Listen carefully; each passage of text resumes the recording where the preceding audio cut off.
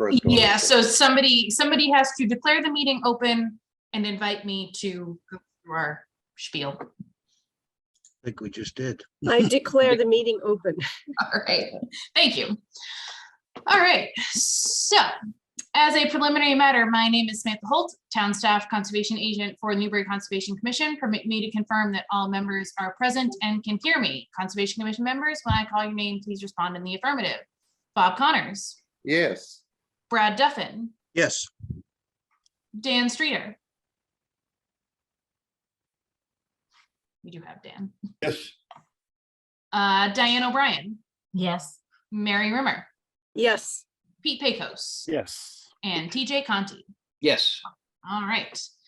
Good evening. This August 2nd, 2022 open meeting of the Newbury Conservation Commission is being conducted remotely, consistent with the act relative to extending certain COVID-19 measures adopted during the state of emergency, which extends the governor's March 12th, 2020 order suspending certain provisions of the open meeting law until March 31st of 2023. This order suspends the requirement for open meeting law to have all meetings in a publicly accessible physical location and allows public bodies to meet entirely remotely so long as reasonable public access is afforded so that the public can follow along with deliberations of the meeting. Please note that this meeting is being recorded and that attendees are participating by video and/or telephone conference, and the recording will be available on the Newbury Access YouTube channel. Meeting materials were provided to the Conservation Commission members prior to the meeting for review, and were posted on the Conservation Commission webpage for public access. Applicants or the representatives may be called upon to speak, and if needed, share information on the screen. Please state your intention after you've been called. Before we turn to the first item on the agenda, permit me to cover some ground rules for effective and clear conduct of our business and to ensure accurate meeting minutes. I will introduce, or eventually our chair will introduce each speaker on the agenda. After speakers conclude their remarks, we will go down the list of commission members, inviting each by name to provide any comment, questions, or motions. Please hold until your name is called. Further, for all attendees except commission members and staff, please remember to mute your computer using the mute button or your phone using *6 to toggle mute and unmute when you are not speaking. Please use earbuds or earphones with tablets and cell phones. Please remember to speak clearly and in a way that helps generate accurate minutes. Please be aware that video participants can see you and that you should take care not to screen share your computer. Anything that you broadcast may be captured by the recording. For any response, please wait until the floor is yielded to you and state your name before speaking. If commission members wish to engage in discussion with other members, please do so through the chair, taking care to identify yourself when you wish to speak. For public comment, there will be an opportunity for public comment and questions during public hearings. After commission members have spoken, we will afford the public an opportunity to comment and/or ask questions as follows. I will seek questions and comments through the Zoom raised hand function. For video conference participants, to raise your hand, hover over the bottom of the Zoom window below the photo gallery and click on the yellow hand that appears. If you don't see a yellow hand, click on the participants button. A list of participants will open and display on the right. At the bottom of this participant area, you will see an option to click on a raise hand button. Please ensure your name is fully and correctly displayed on the participant list. You may rename yourself by using the More function next to your name. For telephone participants, to raise your hand at a Zoom meeting, hit *9 on your phone's keypad. We will then allow questions and comments from members of the public who have raised their hands in the order in which they are listed, which is determined by the order in which people click on the raise hand function. Each participant will be called on to provide his or her name and address and then ask a question or make a comment. I will afford the applicant or participant his or her representative the opportunity to apply. Your hand will be lowered when you have been given the floor for your questions. We will then continue down the list of those in the raise hand column and again afford the participant, applicant, or representative an opportunity to speak. Please note that the chat feature has been disabled for this meeting. Please also note that everyone is expected to conduct themselves in the same manner they would at an in-person meeting. Any disruptions will be addressed once by the chair and should be acknowledged by the disruptor. Any further disruptions will result in complete removal from the meeting with no readmittance.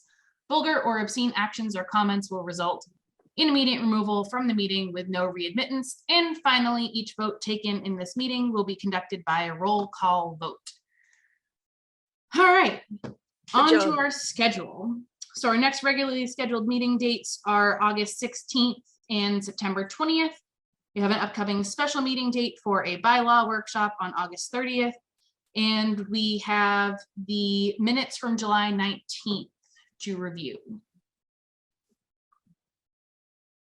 anyone wants to. Motion to accept the minutes. Second, All right, roll call. Get back to Bob Connors. Just a little discussion on the meeting, of the minutes. I had sent you a number of points that were raised. I don't know how detailed you get into the meeting on the Borrego matter. So I usually try to keep the minutes as kind of succinct as possible. I just do like Okay. a broad list of topics that were covered. The stuff that you sent me, I am going to get to Rob so that he knows, so that he has a better list of the comments that you provided, so they're a little bit more detailed for him. Okay, thank you, Sam. I'm fine with the minutes. All right, Brad, Abstain. Dan, Yes. Diane, Yes. Mary, yes. Pete, Yes. and TJ. Yes. All right. So on to our commission discussion. We have a new member. I'd like to welcome back Brad Duffin to the commission. He was appointed at the select board meeting last week, and he has been technically newly appointed, sort of reappointed. He did serve with us for a few months this past year. He is now serving until 2025, I believe, is the end of your term. Thank And board reorganization. This is a discussion and vote to instate a chair and vice chair of the commission. So do we have any volunteers for the chair and vice chair positions? Samantha, I'd like to nominate Bob Connors as the chair. All right. Second that. Any other volunteers or nominations? I'd like to nominate Mary Rimmer. All right. I don't really know how we go about. I would just add that if I was to be nominated, that I would need a co-chair because there are certain meetings I'm not able to come to because of my position. So I would have to turn around and ask Pete to co-chair with me if he was interested in doing that. All right. Tammy, you have a motion before the commission that needs to be disposed of, or it needs to be amended. I didn't think we had a motion. We had a Yes. nomination. There was yep, there's a motion and a second. So Okay, so I- that was so- for Bob. Yeah, Yep. so I made the motion to nominate Bob Connors as the chair. I seconded. All right, so I guess we'll go through roll call for that. Bob, Yes. Brad, Yes. Dan, Yes. Diane, Yes. Mary, Yes. Pete, Yes. and TJ. Yes. All right. Thanks, Bob. and For a vice We chair, know what that means, Mary. I'm the official No. the facilitator. It's Yeah. the facilitator, yes. That's exactly You get all to it sign is. my paycheck. Congratulations. No, And all that's of our good. invoices. Yeah. All right, do we want to do a volunteer or a nomination for a vice chair? Mary for vice chair. And I would second that. All right, Bob, Yes. Brad, Abstain. Dan, Yes. Diane, Yes. Mary, Yes. Pete, Yes. and TJ. Yes. All right, congratulations to the two of you. Great. All right, and Bob, if you would like to, you can take over on our Oh. agenda. Okay, thank you, Sam. All right, first order of business under discussion is the Locken Road Dam. It doesn't have a presenter. Sam, could you give us a quick project overview on this matter and where it stands that you're aware of? Yes, and I'm actually going to have our presenters. We have a few people from, oh, and I can't add any more spotlights, so I'm going to take a few of us off for now, so that we can add you guys. So we are just gonna do a quick kind of update. And I will let the other guys from the team here jump in. We can go through a quick kind of overview for anyone who's unfamiliar with it, and we're going to do an update on where we're at right now. So we have Chris Hirsch from Mass DER, Eric Hutchins from NOAA, and Ben Gahagan, welcome back, in his official capacity with DMF. Yeah, and we also have Gary LeMay from Gomez and Sullivan here as well. Thank you, Sam. I appreciate it. The intro, I think I've been nominated, just like you, Bob and Mary, to be the speaker tonight among my group. So it's nice to see you all again. Welcome, Ben. Hi, Ben. Hi. And Sam, I thank you. You have enabled my screen sharing, so I'll go ahead. I did make a brief presentation, and given that the board is, the commission, sorry, has somewhat flipped over since the last time we came in, or someone came in to talk about this project, I'm gonna start from square one, but it's still pretty brief here. Okay, I am screen sharing. Well, hopefully I'm screen sharing the right thing. Hold up one second, and We can see the Larkin Dam project. okay. Are we now getting the actual right one? Yes. All right, great. All right, so yeah, you can see on the right-hand side here, the actually somewhat abbreviated list of project partners for this, including DMF and DER from the state's division, or sorry, Department of Fish and Game. The East River Watershed Association is now involved as well, and U.S. Fish and Wildlife Service and NOAA Restoration. And of course, this is a town-owned property, and they are the lead, Sam Young. Samantha has been amazing in leading this and getting a lot of the paperwork in and doing everything that needs to be done, which is fantastic. So as a quick background, efforts to investigate removal of this dam go back well over a decade at this point. You can see a copy here, and you can find it online. This is the cover of volume 1 of 3 of the feasibility study for what to do with the dam. And at the time this came out, the town opted not to move forward. There were several potentially complicating factors with the project at that time. Some of them were more political and some of them were more technical. We've been working on all of those since then, and I am going to now bring you up to speed on some of that. These are the specific factors that really went into it. There was some worry about emergency response plan in case there was a spill on the I-95 overpass here. What would happen, if there's an accident or some type of tanker spill with that water coming down, how could it be sequestered? There was questions about what would happen with the USGS gauge, which is here. If the dam was removed, would that become a blockage for fish? Then scour around the I-95 bridge abutments, and also some question of where the original location of the river was. So given those secondary feasibility tasks, the town opted not to move forward. Since then, we've done a lot of work on this, as well as throughout the watershed. I was hired in 2012 by the Division of Marine Fisheries, and was told it was a priority to restore the river herring population.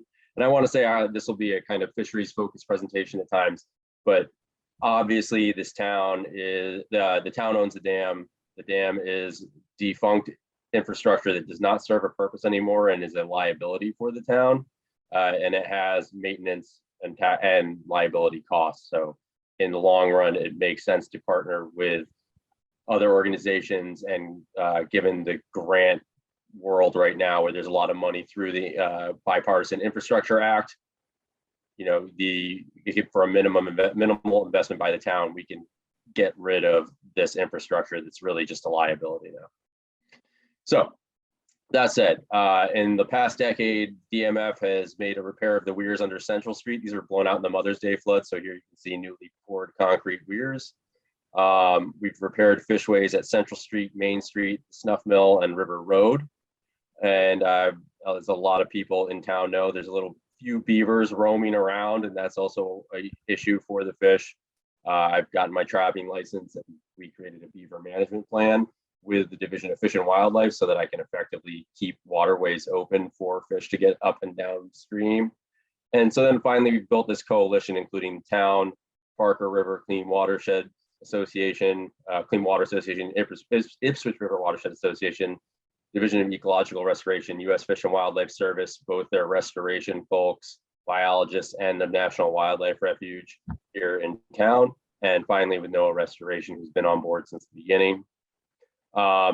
Importantly, I've also attended over the last decade multiple meetings with the select board to keep them apprised of any progress, and have had multiple votes of confidence, more or less, from the select board, giving us, most recently in October of last year, giving us the town authority to work with these state and federal and nonprofit entities and look for a solution to remove the dam. So this is more or less board blessed activities. So most recently in 2021, given that vote in October of 20, so yeah, sorry, it was October of 2020. In 2021, the town applied for and was selected as a DER priority project. So Chris, if you have any questions about that, Chris Hirsch, who's here from DER tonight, can probably answer those better than I. But more or less every other year or so, the division, who are really nationwide experts in dam removal, they're one of the most successful dam removal groups in the entire country, put out a listing, and towns and other people dam owners can apply to become a priority project. And if you're selected by the division, you then get a representative, in our case, Chris Hirsch, which is great, and financial support typically from the division to move forward with that project. So in 2021, the town put together an application and was selected. So we're now an official DER priority project. We got a lovely letter from Charlie Baker telling us what great work we were doing, and we have moved onward. So in 2022, the town and DER funded an advanced feasibility study to answer those outstanding questions I showed you in the previous slide. We also received money from the U.S. Fish and Wildlife Service to advance the removal of the dam. This is primarily going into design. In fiscal 23, DER is awarding more money to advance the removal of the dam. And finally, just in the next 2 weeks, Sam, myself, and a few others are going to help put information in for a large grant proposal to NOAA's bipartisan infrastructure funding opportunity. We're going to combine forces with the Ipswich River Watershed Association. And this basically, there's so much money from the Infrastructure Act that the floor on this grant opportunity is $1 million. So they're basically saying, if you don't have $1 million project or bundle of projects, we have too much money to pay attention. So we're bundling with a bunch of other projects on the Ipswich watershed to make that minimum and hopefully cover the construction costs for this project. We pretty much have design and permitting in hand between the town, DER, and U.S. Fish and Wildlife Service. So this will just be for construction costs. Briefly, some of these advanced feasibility results. Here you're looking in the light blue would be the current impoundment upstream of the dam, and the darker shade of blue would be the restored river area. So anywhere there's current impoundment is now land underwater, and most of that restored area would eventually become bordering vegetated wetland or other type of resource area. So you can see there would be a shrinking of the impoundment. This is a profile showing, basically longitudinally what would happen with the river. So you see elevations here moving from the dam where this big spike is. And Gary, if I mess this up, please. Oh, sorry, I'm on the wrong thing. I apologize. So what we're seeing is this is a worry about things moving through and sediment loads coming through the river. We were really worried about scouring out also the Larkin Road Bridge and what might happen with the Larkin Road Bridge. And what this is basically showing is that velocities and the ability to transport sediment is actually greatest at the Larkin Road Bridge. So we are working on that response plan so that we could come up with an official protocol for emergency services in town to deploy some type of curtain there, but also what we found is that we're not worried about sediments piling up and creating any issues at that bridge. Because of the velocities and the way it necks down there, it can move more sediment than any other part of the river that we've surveyed.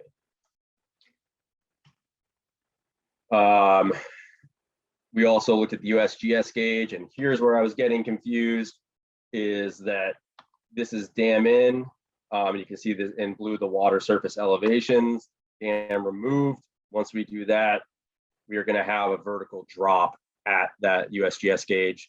We've already calculated that probably 20% of the time, it could be a barrier to upstream fish passage. It will definitely be a barrier post dam removal. So we're actively working with USGS to find a solution to that. I didn't throw a slide here, but we're also in conversations with Mass DOT on the I-95 bridge, as there's existing scouring there, and we're going to work cooperatively with them to find a best solution. Importantly, that's general background. For y'all, the important part is what are the wetland impacts, right? So on the right-hand side, you can see a very early conceptual plan for dam removal and the steps we would take. We anticipate that there would be temporary impacts to the buffer zone, land underwater, riverfront area, and potentially bordering vegetated wetland during the construction phase. And of course, we'd have remediation and revegetation completely planned for after that phase on those impacts. There would, and I showed you this figure earlier, there would of course be lasting impacts, the conversion of the land underwater, which is one type of resource area, to bordering vegetated wetland in the upstream impoundment. That's really a gain for wetlands, right? We're talking about an increase in wetlands as a result of this project.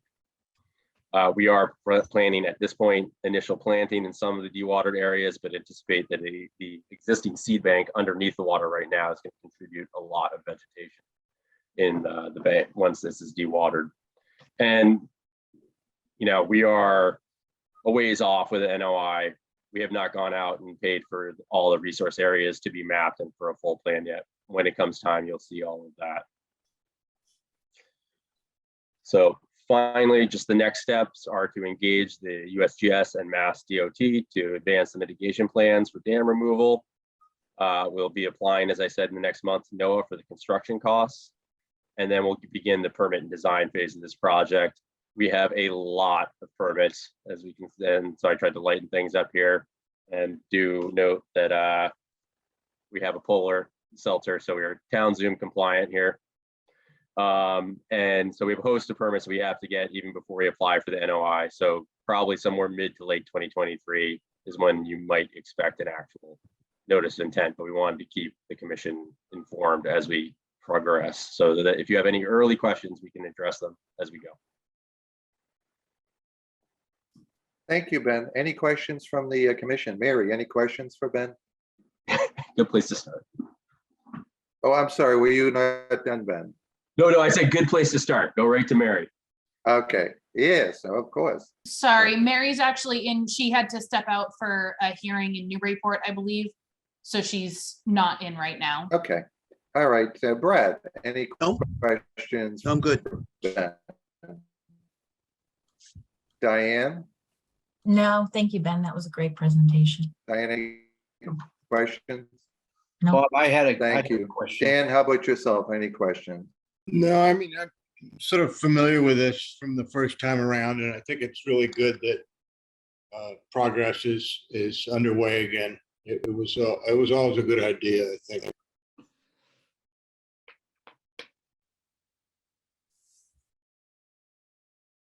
Okay, thank you, Dan. Now, TJ, any questions? Yeah, Ben, going back to the screen about where the bridge is the highest volume of sedimentation disbursement going through. Yeah, right there. TJ, So- you seem to, Can you hear me? TJ, you were kind of broken up there. Was everyone able to hear TJ? I think, Yes. Bob, I think it's your connection. Okay.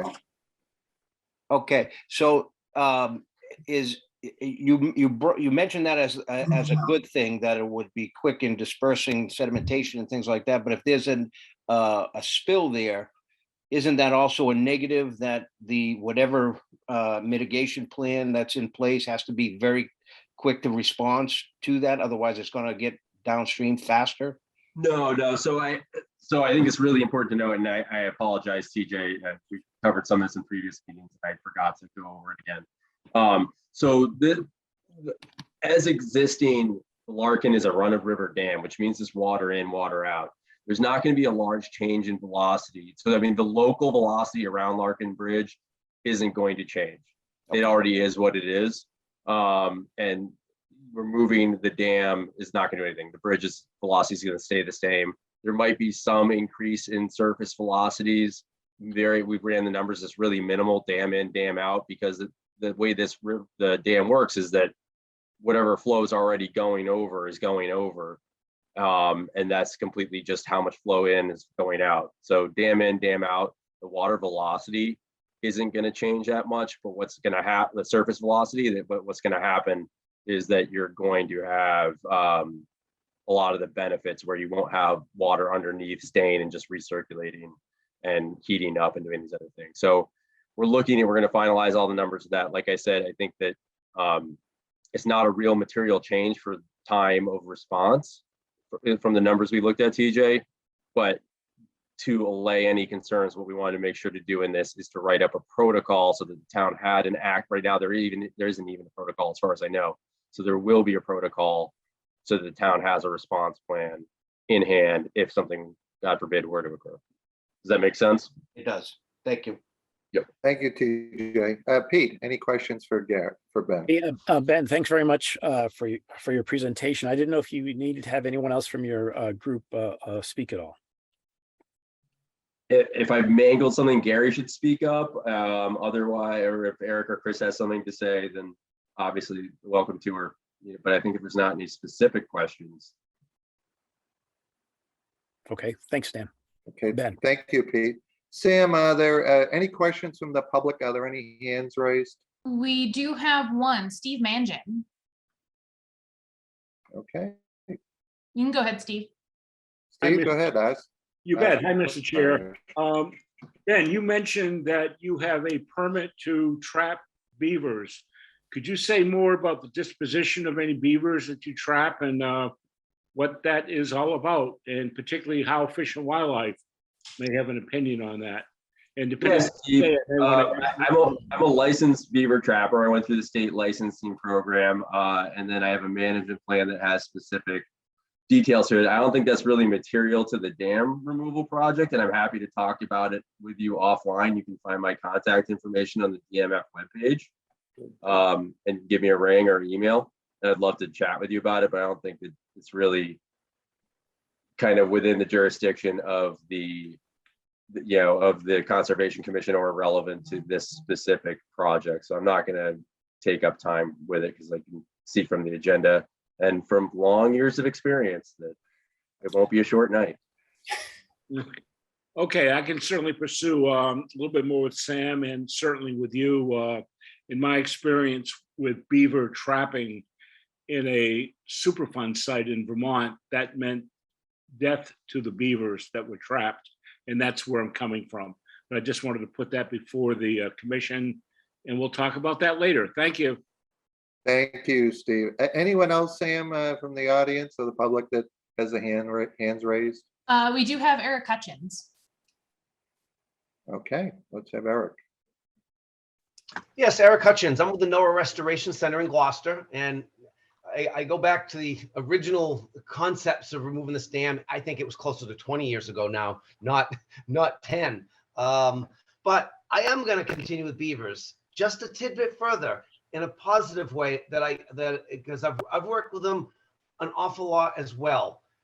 And one of the benefits of river restoration, working to get rid of dams or undersized culverts or bridges, one of the single most difficult things with river restoration and fish passage is when a beaver has an artificial hardened structure that they can build things next to. That's not a natural condition. So removing this dam actually creates a more natural system that beavers and fish co-evolved with over hundreds of thousands of years. Beavers can clog up a culvert 10 times in one night, literally. I've been there, and Ben's been there way more than I have. But through river restoration, removing a dam or widening a bridge or putting a new culvert in that's much bigger, we actually can alleviate the constant battles that we're all going through with the repopulation and positive repopulation of beavers. But they did co-evolve, and by putting back some of the environment the way it was is one way to allow them to live in peace, at least in some circumstances. So I just want to take that opportunity to let the speaker earlier see that there are benefits to this for beavers in the future. Thank you. Yeah, I would agree with Eric. I'd say that 90% of my issues with beavers are around fishway exits. So, you don't have a dam, you don't have a fishway, and you don't have this little 2 to 3 foot thing that a beaver can block up every single night. So it makes it a lot better. Okay, thank you, gentlemen. Anyone else, Sam, before we move on? Not see anybody else. Okay, let's move on to Russell Hopping, trustee of reservations, discussion of possible work at Old Town Hill. Sam, do you have any comments on that? Or any overview of what the matter, what the issue is going to be? Sorry, I just lost Russ. So this is just a, I met with Russ, oh gosh, I don't know how long ago now, at least a month or two ago. We went out to Old Town Hill. He's just looking at potentially putting up a sort of bird blind on the property right off one of the trails, just to have kind of like an observation station, sort of very like low key sort of observation station. But I'll let him go into a little bit more detail about that. I do have a brief presentation, so is it okay if I share that? Absolutely. Emphasis on brief. You got it. So we got a long agenda tonight. I love it. Thank you. All right, so hopefully you guys can see this. We can. Not sure why it's not going to, there we go. So that was a yes, you guys can see this? Yes. Yes. Okay, excellent. So yes, so Sam is correct. I did meet with her on site. It was about 6 weeks ago to discuss this. So this is really an ongoing part of our salt marsh restoration project that we have there at Old Town Hill, and then kind of building off of that, how we engage the public on some of this management, but moreover just on some of the nature of the property, but with a specific focus on this. So, so this is a map of Old Town Hill, Newman Road here. The parking lot is right here, and then the main trail across from the parking lot that then intersects with the dirt road that goes up to the top of Old Town Hill. So the concept here is to put a bird blind or wildlife viewing platform approximately in that location with that red dot. And then just from a conceptual point of view, that squiggly red line would be the trail that we would be creating to get people back and forth from that. The platform, it would essentially be identical or nearly so to what Essex County Greenbelt built on Scotland Road, overlooking the common pasture. And this is the view of that platform with its ramp near the roadside. This is just a complete 180 reversal showing where the road is, and that there'd be a bench. Again, something we'd be interested in to allow people to sit there and look out over the marsh. The front of this would be very similar. These are 6x6 posts. We would be looking to do the same, higher than this though. I'm not sure how much higher, but I'll explain that in a minute. And then these would be secured on footings. These are the designs. Essex County Greenbelt was very appreciative. They were very willing to share their designs, the schematic plan with all the details. We would be following that. So this is the site that Sam and I visited. It's currently looking across the salt marsh where these large pools have formed because of the blockages to the salt marsh. This is looking over to the landfill. I don't know if you can see it right there. And then Newman Road is bisecting. So this would be the view essentially. And I stood there and raised the camera over my head to give a sense of having an elevated platform that visitors could stand on and look out over the marsh as we do this restoration. We anticipate some pools still being there. This is, you know, an area that birds frequently utilize. Just slightly to the east, I'm in the same spot, and you can see it looking across the marsh through the trees up to Adams pasture. Just wanted to highlight a few of these small trees. Some of them are dead. There's a cedar here that's all dead, something else here. And then I've turned around. So I'm looking away from the marsh to where the trail would be entering on this slightly higher area. You can see some large white pines, again, a few dead trees. These are hickories. So well out of the wetland here, but all of the platform would be within the buffer zone. So I just want to back up now and just explain that so you can see I'd be roughly 10 feet or so back from the wetland edge, the current wetland edge. You can see some cattails down here in the foreground. The most we would want to do is just trim some of these branches very selectively, not touch any of these dead trees, but again, to get people above this. We want to keep the shrub and cattail boundary there to, or border to hide the platform and to also provide some cover for people that would want to view the wildlife. So with that, I can stop sharing my screen unless people had specific questions that you wanted me to keep the pictures up.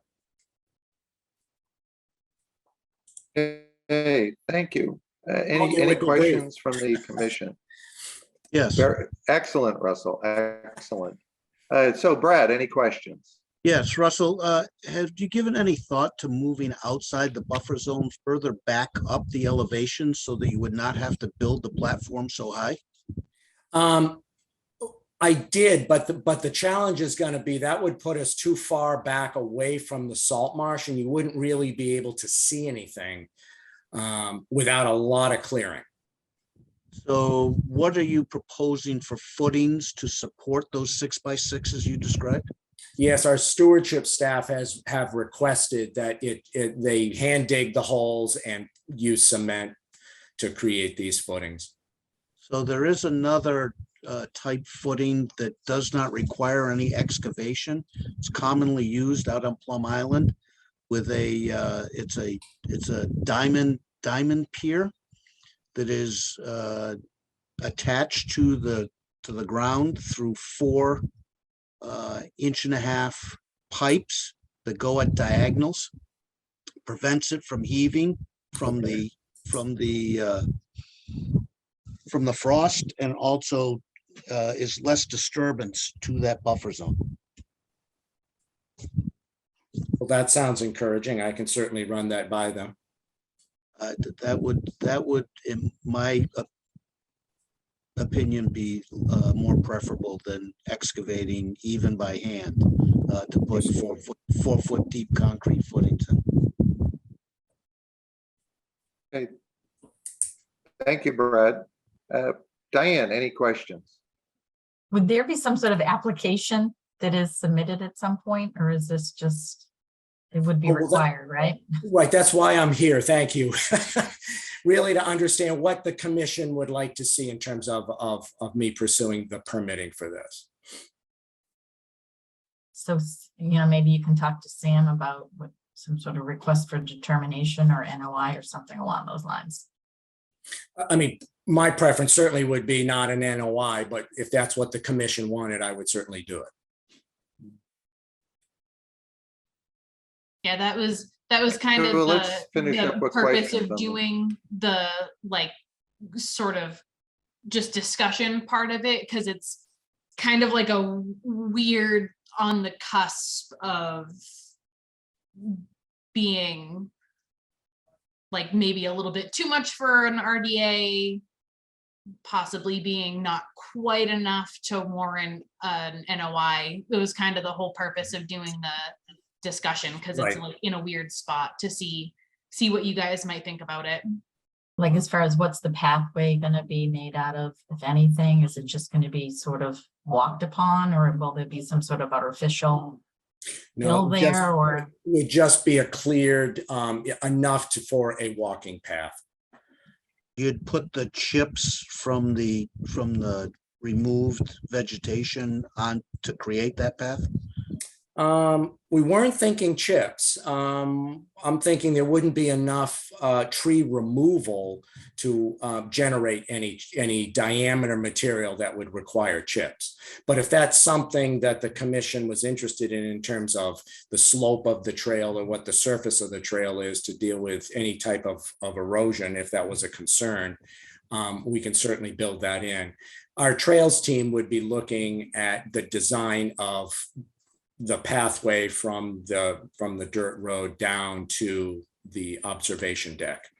So ideally, there would be enough switchbacks or an angle of how we would deal with the topography that and put in water bars, et cetera, that there would be no erosion. That would be the goal.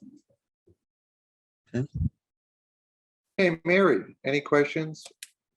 Unfortunately, I missed most of that, but thank you for Okay. asking. All right, thank you, Mary. Dan, how about yourself, or did I already cover you, Dan? No, I think, yeah, this would be a real amenity for the public. And I think should just point out, I mean, I've had some experience with the trustees doing trail work and a lot of trail work on my own. And, you know, there is an exception in 310 CMR for pedestrian walkways in the buffer zone. So there's, I think it could go as an RDA. Given that, I don't know I can't cite the exact regulation, but, and then I believe the Greenbelt platform is just 6x6s. Dig a small hole, put the six, there's no cement. I don't believe it's just, you know, it's like the walkway that goes across the marsh at Old Town Hill. Those were actually 6x6s that were driven by hand, and they've stood the test of time there. So it may be a lot less impact than some might think, and trail design can definitely deal with the erosion part of it. So I would support an RDA if, you know, unless it gets more complicated than as it's been described already. Thank you, Dan. TJ, any questions for Russell? No, I don't think, very good presentation, and like Dan said, I think it will be a great amenity. Okay, Pete, how about yourself? Pete, any questions? No questions. I guess the question then is to the commission, which form it should be directed in. Well, I mean, it would seem that it could come in as an RDA starting out, but you're going to need to have a more of a detailed plan showing what you're proposing, I would think, similar to what we've requested in the past, or the commission's requested in the past. I would agree, Bob, because right now there's no plan or anything really attached, but Right. it doesn't seem like it's a huge project.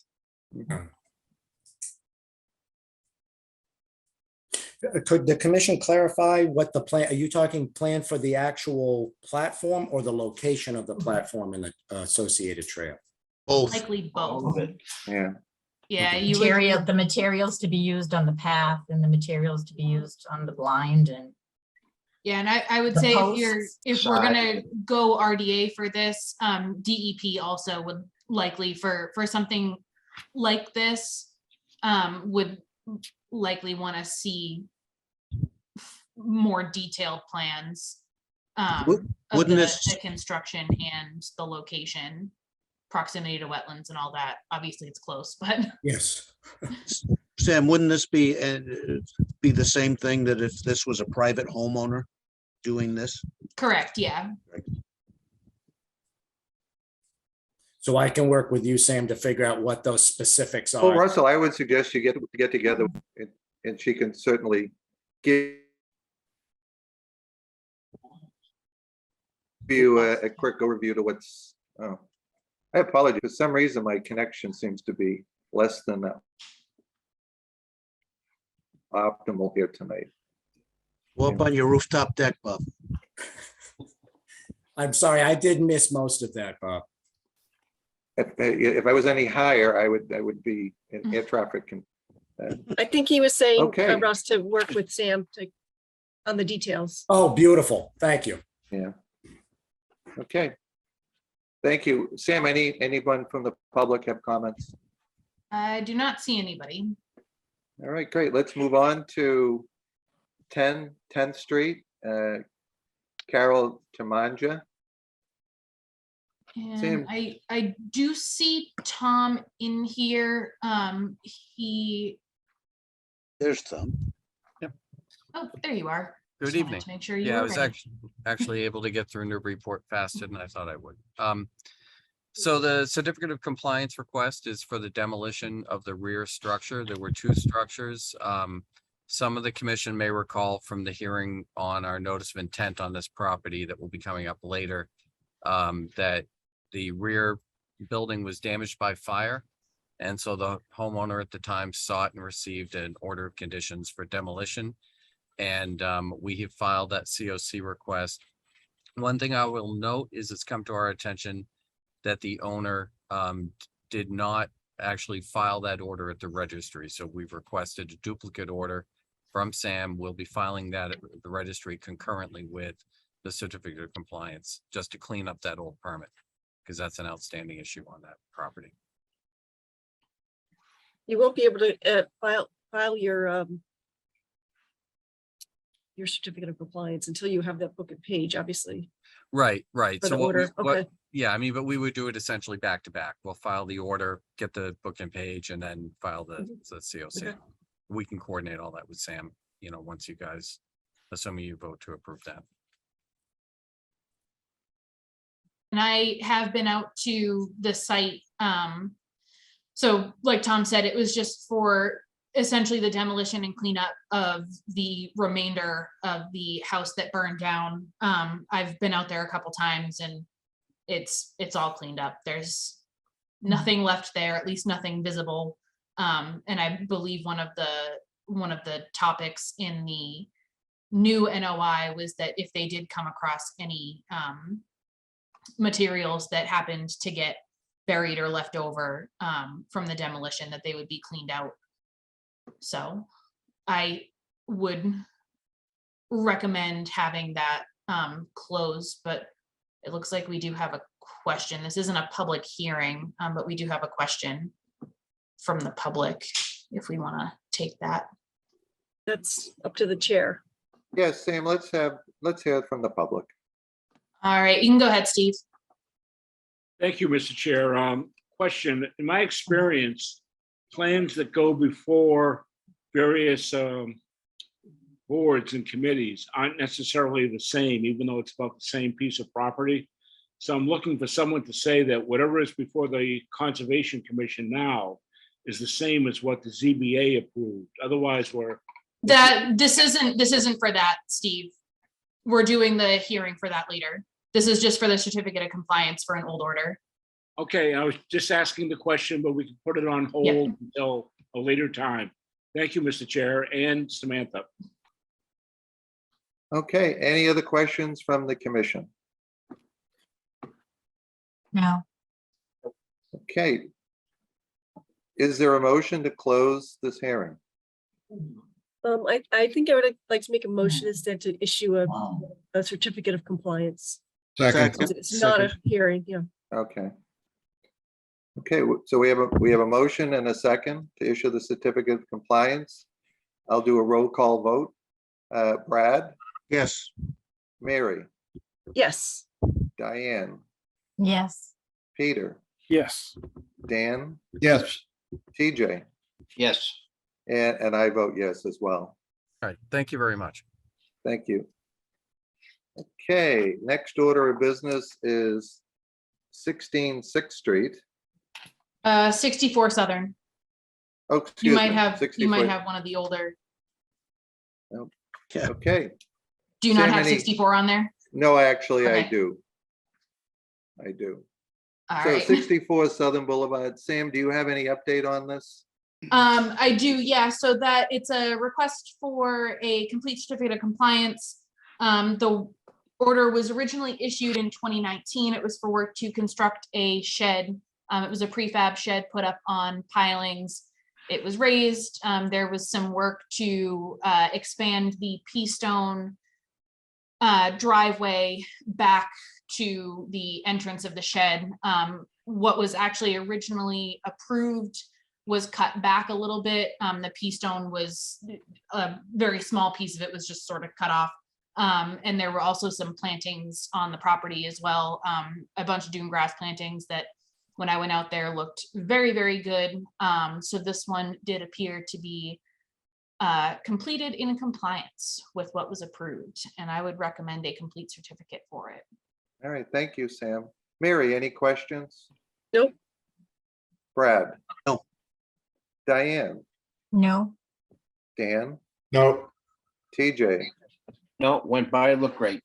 Okay, Pete? Nope, thanks. And I have no questions either.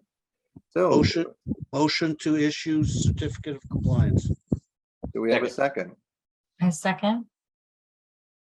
Okay. Any further discussion? I'll take a roll call vote. Brad? Yes. Mary? Yes. Diane? Yes, Pete? Yes, Dan? yes, TJ? Yes, And I vote yes as well. Thank you. Okay, now 16 6th Street. Sam, you want to give us an update on this or an overview? Yeah, so I don't know if Shauna or Jack are here, but it's pretty straightforward. So this order was issued a couple months ago, not very long ago now. And it was for like a sort of upward expansion. They're just expanding the existing second floor. When they were speaking with their contractor during the pre-construction site visit, they realized that one of the trees, there's a pine tree right next to the house that the contractor said is likely at the very least going to need to get trimmed. But in the event that it's likely that a lot of it's going to have to get trimmed, and it would be healthier and better off just and safer having it just removed completely. So that one is possibly going to need to be removed. And then there are two large dead trees, I believe that might be either pine or some sort of evergreen, that are dead, that are posing a hazard to the neighbor's house and to the house at 16 6th Street. So they were just looking to get a modification for their order that was issued a couple months ago to have those trees removed. And I have some pictures and everything in the Dropbox if anybody wants to, if you want me to pull them up. Okay, thank you, Sam. I'm seeing some Okay. nodding. Was that a yes, Pete? I can't hear you. I think it'd be helpful, sure. Okay. All right.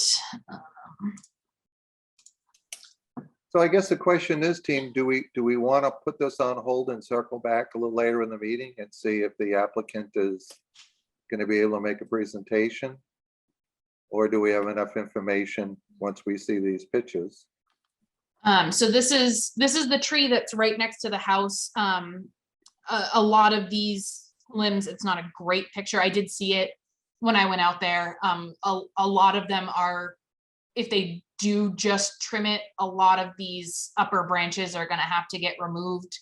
And it is basically going to make a lopsided tree, very aggressively lopsided. And this is one of the dead trees that's on the property. It's very, very close. It's actually kind of almost growing through the fence that's on the property. And it's dead, posing a threat to the, or hazard to the house next door. That's another one of the dead ones. The two dead ones are fairly small, but they are definitely dead. Well, I mean, it certainly seems like it becomes more of a safety issue with minimal impact to me. right. It's very straightforward. Yeah. All right, well, Yeah, let's and just go around there's- for questions. Mary, any questions? Do you have any No. questions or concerns? Brad, how about yourself? Nope, good. Okay, Diane. Sam, it's just the 3 dead trees.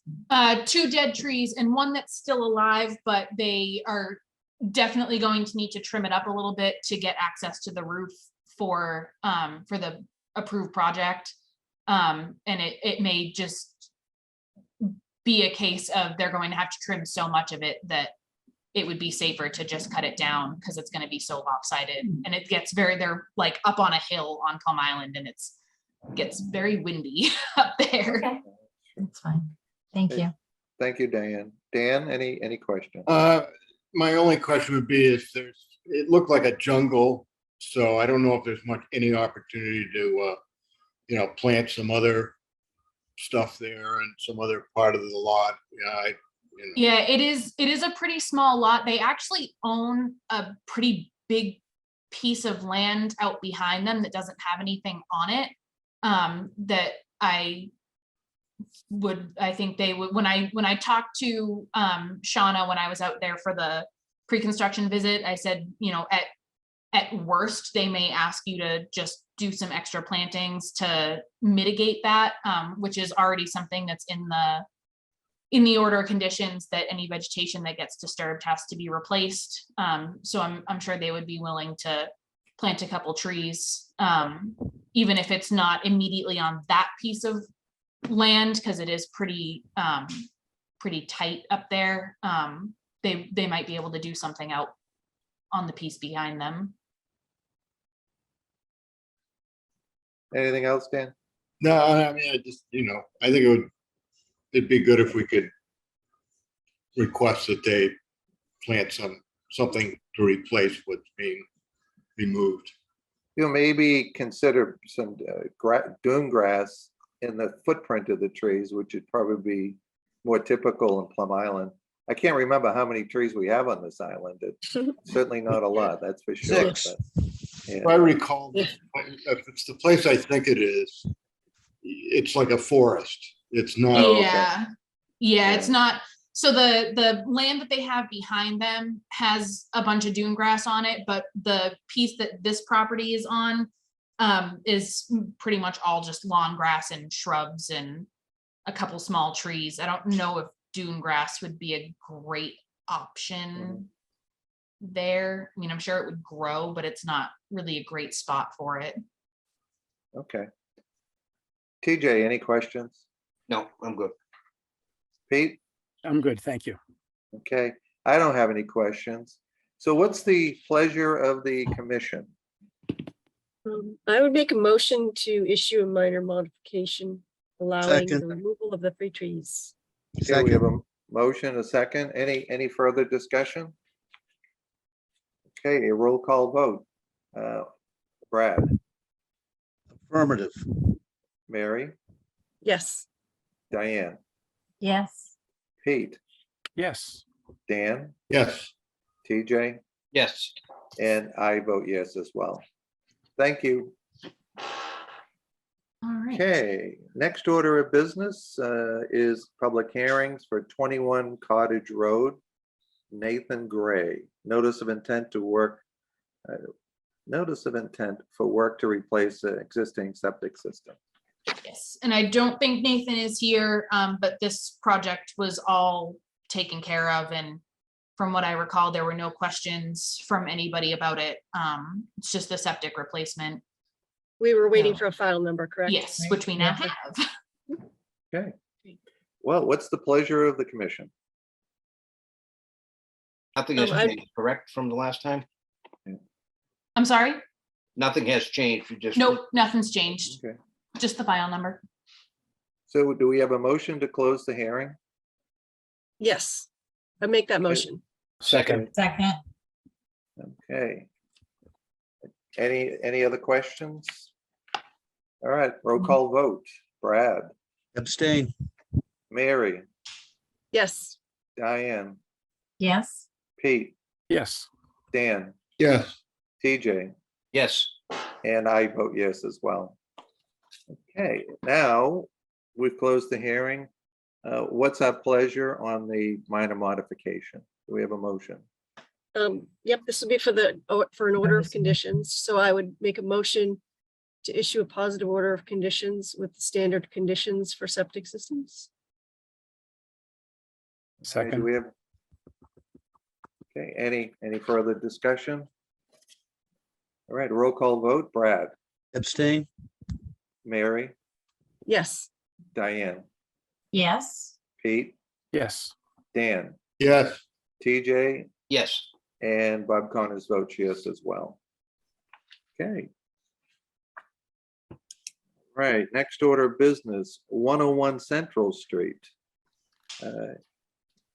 Ashley and Anthony Costello, the request for determination for work to construct an addition on the south side of an existing dwelling.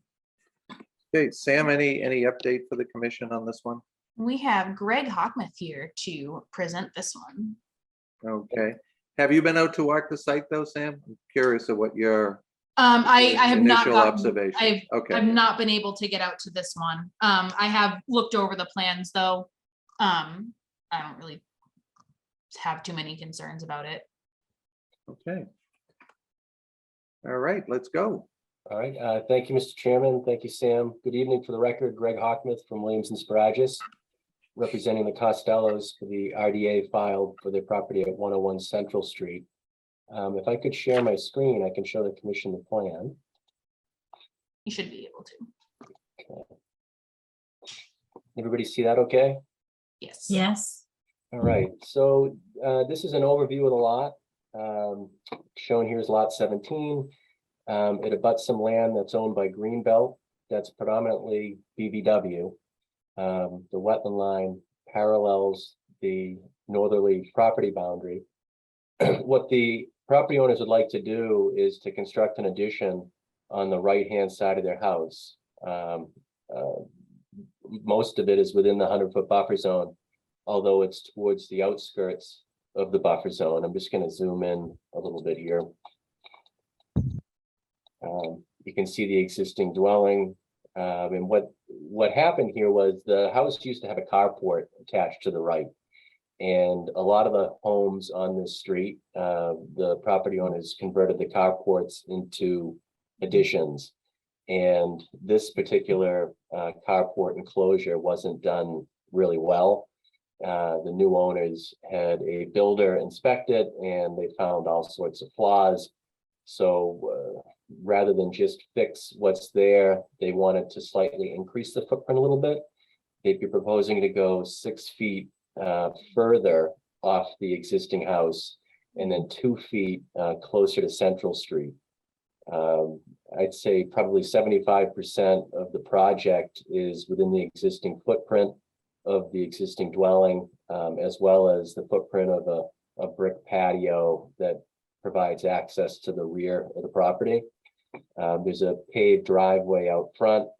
All access would be from the driveway. They are proposing a full foundation, so there would be a need to excavate here and pour a new foundation.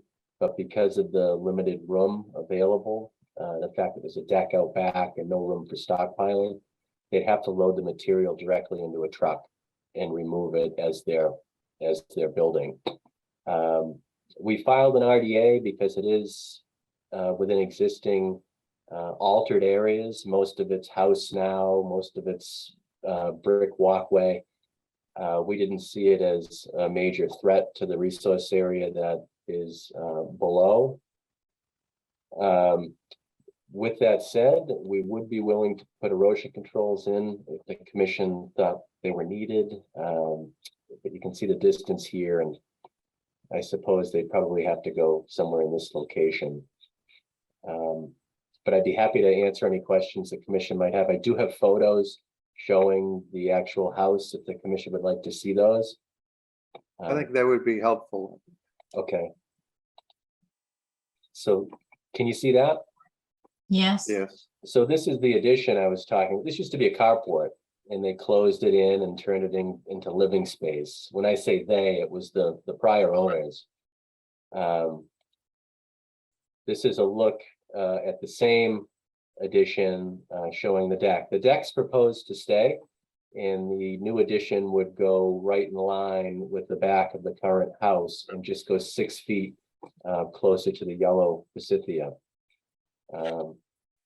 This is showing the walkway that's adjacent to the deck. And then this is the side of the house where the addition would be expanded 6 feet, almost in line with this paver patio that you see here. And the buffer zone is roughly in this location, pretty close to the edge of the brick walkway.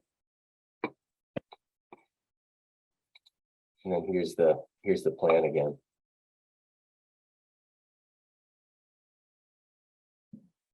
Okay, Greg, let's see if we have any questions from the commission. Mary, any questions for Greg?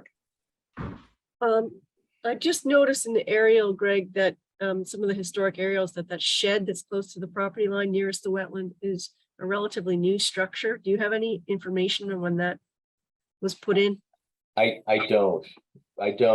This shed that's slightly over the lot line looks a little older than, well, a lot older than this one here. Yeah.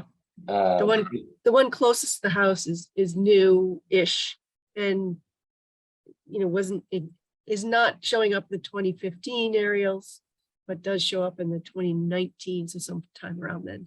So it may have been permitted or may not have been, but I just wanted to point that out. Otherwise, I have no objection to the addition. Yeah, I'd have to ask the property owners about that shed. I do think they're fairly new owners in the last couple of years, but I don't have an answer to that, Mary. Okay, thank you. Thank you, Mary. Brad, any questions? Yeah, Greg, which way does that property slope? Does it slope towards the wetlands or slope back towards the neighbors? Yeah, so the existing grade where the addition's proposed is around 90.4. And the opposite side of the house is around 88.8. So it slopes towards the wetlands. Right. So I as you commented earlier, I think erosion control is prudent in this project. Okay, thank you, Brad. Diane, any questions? No. Okay, Dan, any questions? No. TJ, Nope. Good. Pete, how about yourself? No questions, thanks. Okay, and I have no questions. All right, what's the pleasure of the commission? I make a motion to approve this applicant with erosion control, proper erosion control installed. Well, we want a negative determination. Is Correct. what we're looking. Okay. Yes. Okay. All right, is there a second? Second. Okay, any further discussion? I'll take a roll call vote. Brad, Yes. Mary, Yes. Diane, Yes. Pete, Yes. Dan, Yes. TJ, Yes. and Bob Connors votes yes as well. Okay, thank you. Thank you very much, everyone. All right, Greg. so next matter is 39 Northern Boulevard. 36. Oh, excuse me, 36. I have to go turn the lights on here. I'm almost working in the dark. It was bright sunlight when I started, so it's okay. Sam, can you give us a quick overview on this, where it stands? Yep, this one is the replacement of a small retaining wall, and Tom is here to present that one. Okay. Good evening. Tom Hughes with Hughes Environmental Consulting. Let me just share my screen.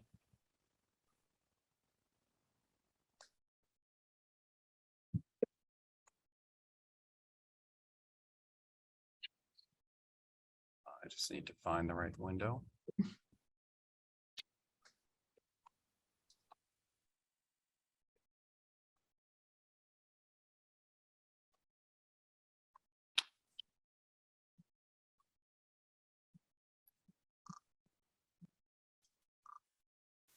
All right, So 36 Northern Boulevard, I think you guys have all driven by this at some point in recent history. They have parking that runs along Northern, and it is actually contained by a retaining wall that cuts into the dune and holds the dune back. And this retaining wall in this area is failing. So this is the area of the retaining wall. It actually comes up, and this part of the deck, I'll show you in another picture, is actually being supported on that. But it basically keeps the whole dune from collapsing and eroding into the parking area and then further into Northern Boulevard. So site is located Plum Island within the VE zone, VE 16. So here's a picture. And one of the things that's really important to note is the area behind most of the retaining wall is vegetated with Japanese knotweed. Off to the side, it's pretty well vegetated with American beach grass. So when the wall is removed and replaced, our intent is to remove the knotweed as that is being done, and we'll replace it all with American beach grass. This section of the deck kind of rests on that, so we're gonna have to shore this up while the wall is being rebuilt. And this is a street side image. I was unable to get a good picture because of car locations, but you can kind of see, and this is a current picture, you can see kind of the crack in the wall here, but it's actually leaning quite a bit in behind these cars here. So basically, we're looking to not change any grades, not change the extent of the wall, location of the wall, just to replace it in kind. There's no opportunity here to remove the wall and replace it and grade it out because of the slope that it would produce. It would be something where we couldn't maintain parking on for the house. So with that, we have produced a site plan, and I think you can actually see on the survey top of wall, you can kind of see the leaning, how the top of it is really sort of leaning in. And that would be straightened out in the process as it's replaced. So with that, I'm happy to answer any questions, address any concerns, what have you. Okay, Mary, any questions for Tom on this request? Yes, I can see the need for this, and I like the removal of the knotweed. That's great. The height of the wall, I think you said it's what, 4.5 feet, 4 feet? Yeah, so you can see the grade shots here. Yep, 14.7, 18.4. So yeah, it's just under 4 feet for most of it, but Just under, so it does not require a building permit? it Or may. it does? Okay. I honestly don't know. That I'm was not- actually going to be one of my comments, because it does have, it does get so close to the house and you have so much behind it. I Right. would definitely recommend at least reaching out to the structural wall. building commissioner just to make sure that everything on his end is covered.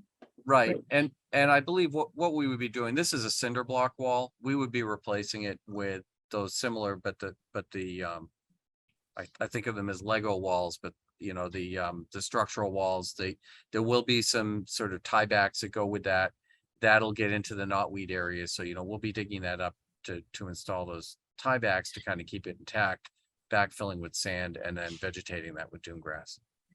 And then my only other comment is that, you know, it's preferable where possible to use landscape timbers or some other type of structure in a velocity zone where blocks can become projectiles in V zones. So can you discuss whether that's an option?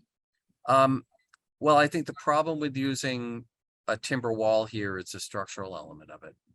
If we go with that, then we have to get a structural design, a structural stamp on the timber wall, and where it is sort of approaching 4 feet in height, the block wall actually comes with that structural part done. There's also some mixed opinion on timber versus concrete block wall, because while the blocks can break up and form projectiles with dune movement, the timbers can become a floating hazard and move as fast as the floodwater and essentially become floating battering rams. So it's kind of like there's not really a great way to build a wall in a dune, which is why you don't allow new walls, right? Right. So I don't think there's a significant benefit to timber versus block. And I think in this case, there's a benefit on the block because we can easily replace exactly what's there with the curves and everything. And we don't have to, get a structural engineer involved. They can actually get, a decent landscape contractor to come in and do this pretty quickly. Okay. I'm not sure I'm entirely on board with your argument there, but that's all my comments for now. Okay. Thank you. Thank you, Mary. Brad, any comments? Yeah, I just echo Mary's comment about the building inspector. Tom, I would look at one of the larger pieces of structural concrete Legos, as you describe them, rather than the typical 12 by 8 stackable landscape blocks. You can get the stepped blocks that are larger. You can backfill those with either sand or pea stone to tie those all together so that you're not coming back here in another 3 or 4 years to replace this. Right. Well, the type of block wall, we actually have used them on a development over in Amesbury for 15-foot tall walls. So correct. So we would be using the smaller block, and the reason I proposed sort of the smaller block is because that are similar in size to a cinder block. Is I didn't want to expand the overall footprint of hard structure within the dune. But we're certainly open to looking to having it be a little bit larger, but certainly what we use is going to be a block wall that comes with the structural stamp, for the soil type. So it would, it would pass muster with the building code if we need to get the building, a building permit. And either way, given its location and given that you don't want to have to do this more than once, we're going to want it to be something pretty sturdy. So we're certainly open to going bigger, but I would hesitate to go to the real big ones. So Tom, when I suggest that, I echo Mary's comment about making sure that the building inspector reviews this. And in an application like this, I would actually like to see the composition of the block that you're looking to replace this with going forward. Yeah, I won't say that I would vote against this because I don't see that, but I would think that anything else coming before us, you would give us a detail of exactly what that is that's being replaced with. Right. We actually considered an emergency cert request. The problem is lining up a contractor within the 30 days that would give us would just kind of make that difficult. And we think it'll stay long enough for us to go through this process. We would be fine with a -3 that included a condition that we provide you with the block detail before beginning work, and that we consult with the building inspector to ensure that we don't need a building permit or we satisfy whatever the criteria of the building permit would be. Yeah, I don't think that that's necessary to put that condition on, other than I would make sure that you and Sam are tied in with that. That's all. Yeah, but it really doesn't matter if the commission decides you want to add those conditions. Again, no objection on our part. Thank you, Mr. Chair. Thank you, Brad. Diane, any questions?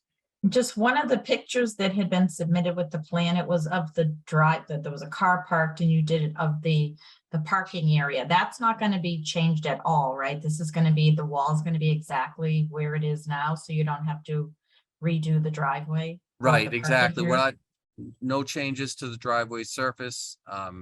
We're just going to replace the wall exactly sort of as is where is, only with something that's going to have a little more structural integrity.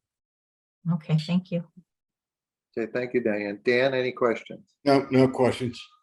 TJ?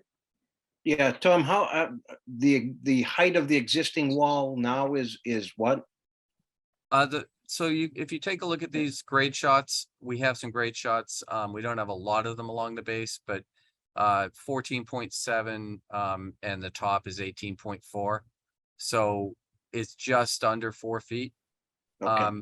And one thing I do want to note, so where I talk about removing the knotweed, it's going to be sort of within the impact area. We're not going to chase it, but I do want to note that this came to our attention as we're working on the very beginning stages of replacing this house with an NOI in the future, but the architectural timeframes right now, architects are out 4 or 5 months, and we just can't wait that long. We will include the remaining knotweed in that NOI. So anything that's missing from this work will be followed up on in that process. Okay, thank you. Okay. Pete, any questions? Yes. Hey, Tom, thanks for the presentation. Since you've opened Pandora's box, and that wall's going to go right to the foundation of that building, is that right?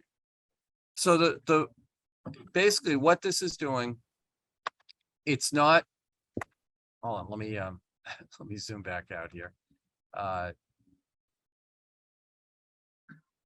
So the wall comes up to the Right. foundation, but it's not part of the foundation. Right, got it. What it does do is it supports a portion of the deck. Right.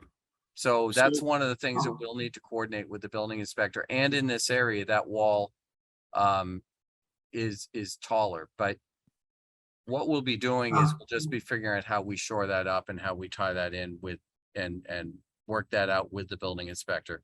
I assume there'll be some level of building permit needed, whether it's for the entire wall or just for, shoring up the deck and how that's resupported. And so now that you're on that picture, which is actually where I was going to go, those propane tanks will be stabilized somehow, probably more so than they are now. There was no plan to do anything more with them right now, but certainly in the NOI replacing the house, they'll be meeting FEMA standards lashed to a pile on the landward side of the structure, or in this area, we probably can't elevate it on a platform. We used to try to elevate them on platforms, and then Eastern Propane or the other propane dealers would come out and they'll say, you can't have it on a platform without stairs. And But I appreciate that. I So, just was yeah. bringing that as a point. since Yeah, you're- if there is you're an opening Pandora's opportunity, box. yeah, Right. if there's an opportunity to tie in the propane tank somehow as part of this process, we're open to doing it, but I think it's better done, within 5 to 6 months, we should be in front of you with an NOI to replace the house, put it back within the lot. It does encroach over the property line.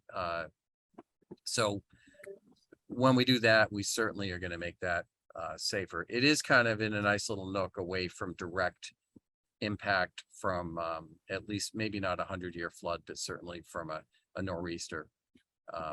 Appreciate that, and also appreciate the knotweed going. Thanks so much, Tom. Yeah. Tom, I think you brought up a valid point that if time wasn't of the essence, an emergency cert would be the easiest way to deal with this and probably the most appropriate. I think this is a good solution. And again, we're going to get a second look at this when you come back in on the NOI in half a dozen months. So I have no other questions. What's the pleasure of the commission? Can I just ask one more question if I could, please? Yes, certainly, Dan. thank you. Certainly. No, I just, Tom, do you have any idea if, the next permit will be for a house on pilings or? Oh, yeah, it'll be a house on pilings. Like you approved on, is it 35th Street? There was a house that had walls that you kind of didn't have a good option for parking. We're probably gonna have to maintain the same parking area. We might talk about updating the surface to something more friendly. In that process, we're looking at all those options. But we have to slide the house over to the north to bring it into the property somehow. But it'll be fully elevated on pilings, fully compliant with building code, FEMA, et cetera. The only reason I ask is just that, you're putting a block wall in. If you knew the pile driver, if the pile driver was there, you could put a few piles and lagging in there. And it might be a better solution than block. That's all. Yeah, I mean, that'd be great. I just don't think it's a very expensive way to do it when we don't even have the house designed, so we don't know if it would work with it. No, I understand. It's too bad the timing isn't a little different. Yeah, unfortunately, the wall doesn't have as much time as the architect does to do the design. So Great point, Tom. Yeah. Any other questions from the commission? I just would want to say again that, you know, I think that the block, at least, maybe it's necessary underneath the deck there where you show it here, but as a landscape feature, holding back just the sand for the driveway, that I just want to reiterate my preference for that to be either larger block or landscape ties.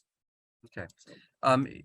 If as a -3, you do have the liberty of putting in a Yep. condition that would allow that, and we're happy to take a look at those options and try to come up with something. If we can come up with a timber solution that we think will work, that will actually give the homeowner a little bit of flexibility on how they replace this, which we would appreciate. Okay. Any other questions? All right. What's the pleasure of the commission?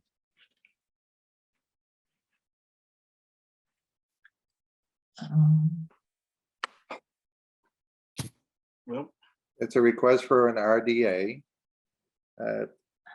Tom is offering a -3, which we could add some conditions on. Is that a direction the commission wants to go? I would If be it is- comfortable approving it with conditions that the block portion of it be minimized and that, you know, that another alternative be used for the rest of it. But that's just my take on it. Okay.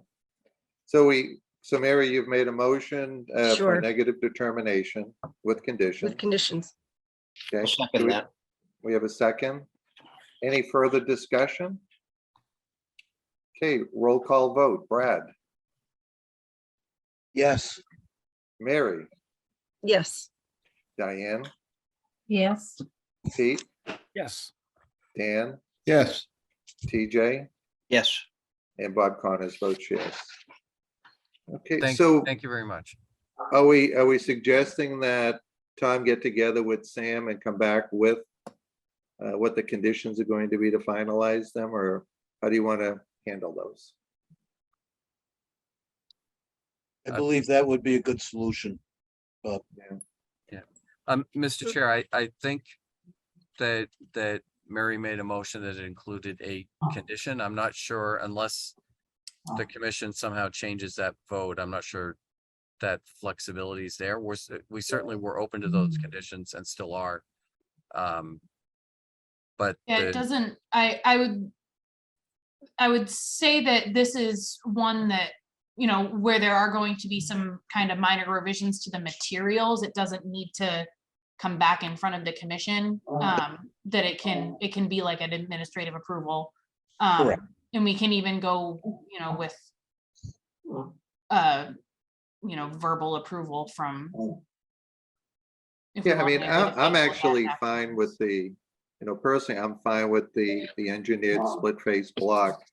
There certainly, when I look at this area, if we're in a velocity zone and we're having a problem, all of the cinder block are going to be more of a projectile than the smaller block. So, Well, okay. so I think a way we can proceed is if I happen to be at a meeting and we have the time to present to you what we end up doing with the wall, we'll do that and just make sure the commission has some involvement. Otherwise, we'll just coordinate with Sam. Okay. I believe at least- I believe the latter rather than the former, Tom. Sure. And certainly if Sam is uncomfortable with anything we move forward with, we're happy to come back to you guys. So, so with that, you've given us an approval that we can work with, and we will start talking to contractors and talk to the building inspectors. So we appreciate that. So thank you. Thanks. Okay. Thank you, Tom. All right, next order of business, public hearing on 11 Exeter Way. Sam, can you give us a quick overview, or if there's any update on your end? Before we- Yes, so this is the, sorry, I'm trying to find the applicant in here. So this is for the deck installation. This one was just waiting on, new plans had to get sent to DEP. Those have been received by DEP. I haven't gotten any additional comments from them about this. So it seems that they are content with what they've received, that it is adequate to be able to continue. The only comment that I'm actually seeing is that they said that coastal beach performance standards must be met. So I'm not sure what performance standards aren't being met, or if that was just a general comment that we need to make sure that the standards are being met. Yeah, I mean, that would seem to be a Yep. building commissioner matter to meet the standards if they submit for a permit on that, but Yeah, those are our standards, but Yeah. we can take a look and make our decision whether it meets the standards or not. Would you like me to pull up the new Project the plans? And we plans. do have Tom Mercuro here. He's the applicant, but I can pull up the plans that got sent in if you'd like me to. Yeah, because it was a new plan this time, so. Yes. Sorry, trying to find the folder. All right.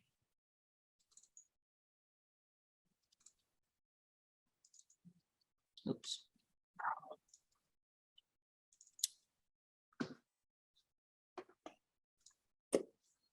All right, so this is the, oops. So this is the drawing that we got from Meadows Construction with just some of the construction specs on it, the widths and lengths and things like that, the location of the helical piles over here. And then we got this from Bartram Survey. This is the engineered plan or the survey plan that we received, very similar. How high is this above grade, you know? I do not. I know it's in zone X, so I don't know. I don't know how high up it But I is. can't tell you. Yeah. how much. Sorry, was that I just said Tom? it's on the higher side of the house, but I can't tell you how the grade area, because there's a hill on that side. Okay. But how high will the deck be above the ground surface? So if that's correct, it's 8.5, the stairs are 8.5 feet long. So that means there's probably 8 steps there. Each step is gonna be 7 inches tall. Okay. So you're a little over Yeah. 4 feet high. Yeah, okay, yeah, that sounds great. Thank you. okay. Any other presentation from the owner? No, that's all we have. Okay. All right, let's see questions from the commission. Mary, any additional questions? No, this seems really simple, so I have no Yeah. problem. Okay, Brad, how about you? Very straightforward. Thank you. Diane? No, Dan? All set. TJ? No questions.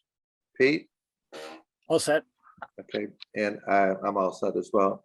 Pete, I apologize. I'm just reading it. You and I are becoming last because that's just the way I wrote the names down on this. So I don't want you developing a complex that.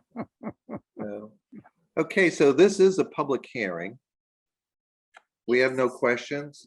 So is there a And- motion to close the public hearing? Motion to Yeah. close public hearing. Is it, nobody's, Yeah, I don't audience. see Okay. anyone jumping at comments, so. Yeah, I didn't see any raised hands as well.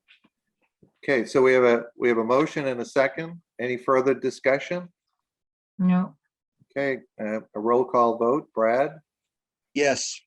Mary, Yes, Diane, yes, Pete, Yes. Dan, Yes. TJ, Yes. and I vote yes as well. Okay, Thank you. thank so you. we need to vote on this whether to issue the order of conditions. Order of conditions. Okay. Make a motion to issue an order of conditions for work to construct the new deck and stairs Second. at 11 Exeter. Do we have a second? Yep. Okay. Any further discussion? No. Okay, I'll take a roll call vote. Brad, Yes. Mary, Yes, Diane, Yes. Pete, Yes. Dan, Yes, TJ, Yes. and Bob Connors votes yes as well.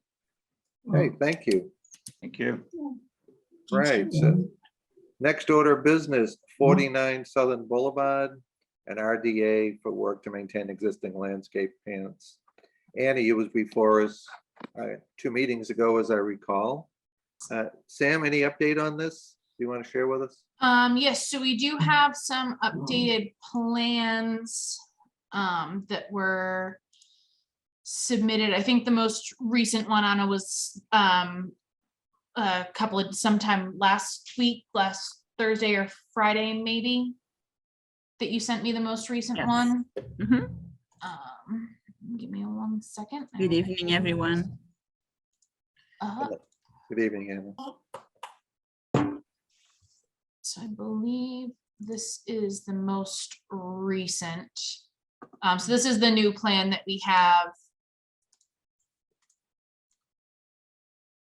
showing the driveway reconfiguration with the landscaped area out here in the front. And I don't know if you want to touch on anything else, if there's any. Yeah, so I was asked to add that plan, the illustration plan that I showed to you on our last meeting, to add to this survey plan. So it's all with the SAC and the building department. And here I show what's the configuration right now of the driveway. Driveway is the straight shoot out here. So I have this configuration right now with asphalt. And this is this over here. Can you lower that plan a little bit so you can see? No, the other way. Sorry. Yes, so this on the left upper corner is the proposed one. So keep going left. Okay. Well, on the other side of Fordham Way, she's got a little shape, a shape file. See that, Oh. Sam? yes. See in the plan here. Do you want me to share mine? Oh, the original one, the colored No, one? no, see on the plan to the left of Fordham Way. Keep going. Oh, Cursor oh, up, sorry. right there, those two things. Sorry, I was looking There you at this go. part. I Yes, apologize. that's just an illustration of the configuration, the proposed one, and I have the square footage of pavers. That's what we are proposing. Okay, so just an increase of 300 square feet total. Because we are closing a part of this part here and adding grass and plants. Okay. Okay, anything else, Anna, before we open this up to the commission?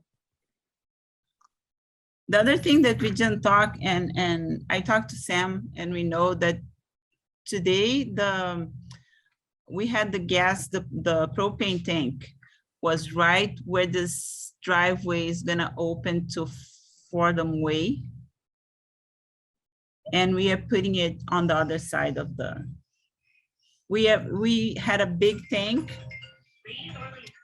And we are now adding 2 small ones. We took the big one out and we are doing 2 small ones. Okay. And is that proposed deck, is that new On the front? Yep, that's new. That's new, yes. That's being proposed Well, now but as that's, part Oh, of no, this. no, no, no, but no. that's on top. That's not new from now. That's on top of That's- what existed. It's Yes. Okay, not, so it's not actually proposed as part of this plan. No, It's confusing. Right. Yes. Yeah, so all of the, basically everything that's attached to the house is what's existing. Mhm. So all the decks and everything are what's existing. And there is a concrete pad over on this side, which you were looking at removing, right? yes. Yeah, yes. so there's Yeah. a pretty significantly sized, I think it's at least like a 6x6 concrete pad over on this side that they're looking at removing as well. It's not on the plan, but it is there. So that large impervious surface is gonna be removed as part of this and revegetated. We had a big deck surrounding the back side of the house, and the side, the right side, that was removed too. We kept the deck in front of the house and the one that overlooks Fordham Way. That's it. Okay, Mary, any additional questions? Yeah, I just still have concerns about increasing this amount of driveway with pavement or pavers. Right now it's pavement.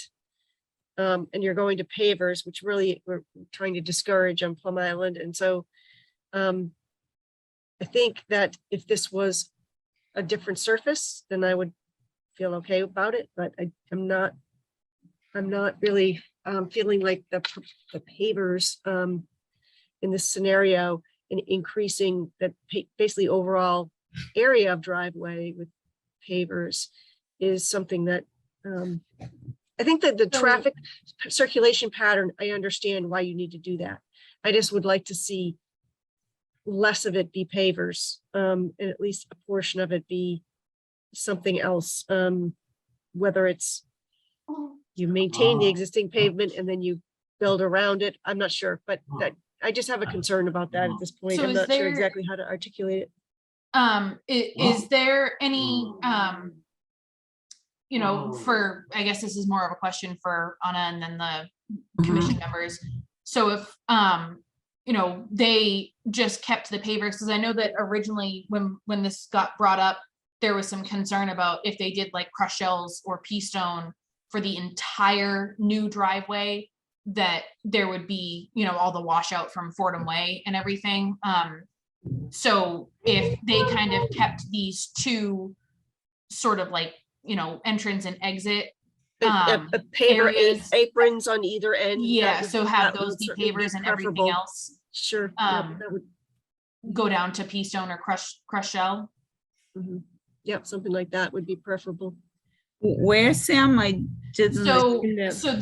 the entrance and exits off Fordham Way and Southern Boulevard, sorry, Uh-huh. keeps coming up. So So this the first area 8 or right 10 here, feet. Yeah. in this area right here, could be pavers, and then everything, the kind of bulk of the driveway would be either crushed shell or pea stone. So I'm going to jump in here. Anna, from my viewpoint, I think if you did an equal swap, you're increasing your driveway area.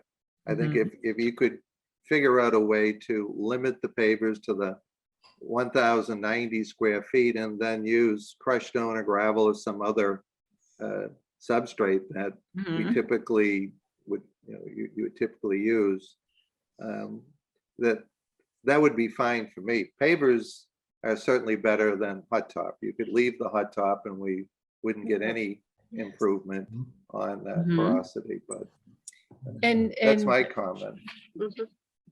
So let's And go Anna right and I- around. all I was going to add is that Anna and I have talked about those options as well, and we would certainly be open to working to something more, agreeable to the commission. Who is that? I'm the one This of, Kathleen, the owner, she's here too. Yeah. Okay, I can't see who's talking. Okay. So let me do this. Let's go around here from all of the commissioners, and then we can do a final wrap-up conversation of what direction we want to go. So Brad, what's your thoughts on this? So my thoughts are, if you use gridlock pavers and filled those with either pea stone or crushed seashells, I think you would reduce the velocity of the water that is coming down that hill at Fordham Way. I'm very familiar with this house. I've walked by it every day since the house was sold and the construction on this started.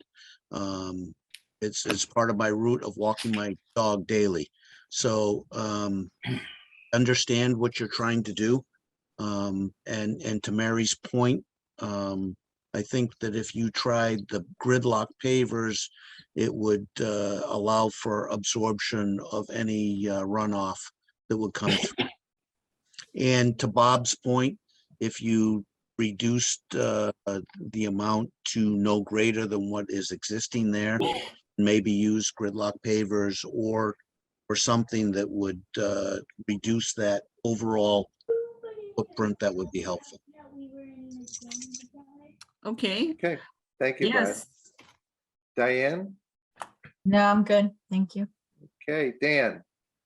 Okay, I'll try to be kind here. I think this is the definition of dredge, fill, and alter. You're taking existing dune form and modifying it, and the dune volume is being compromised by, it's not just square footage, it's cubic footage. You know, where's that that dune volume going to be replaced? That's basically what I'm saying. That's from this side, Dan, the Well, excavation over on. You know, primarily, yes, but I think there's some on the other side. And there's also like from the eastern corner of your proposed deck, the entry deck there, you can see another grading line, 23. So there's some grading kind of throughout, it looks like to me. And I'm just, given what we've experienced with RDAs, where, you know, we just had some DEP intervention. I don't think it's going to do the applicant any good if this gets appealed. And I just think it's not an appropriate RDA.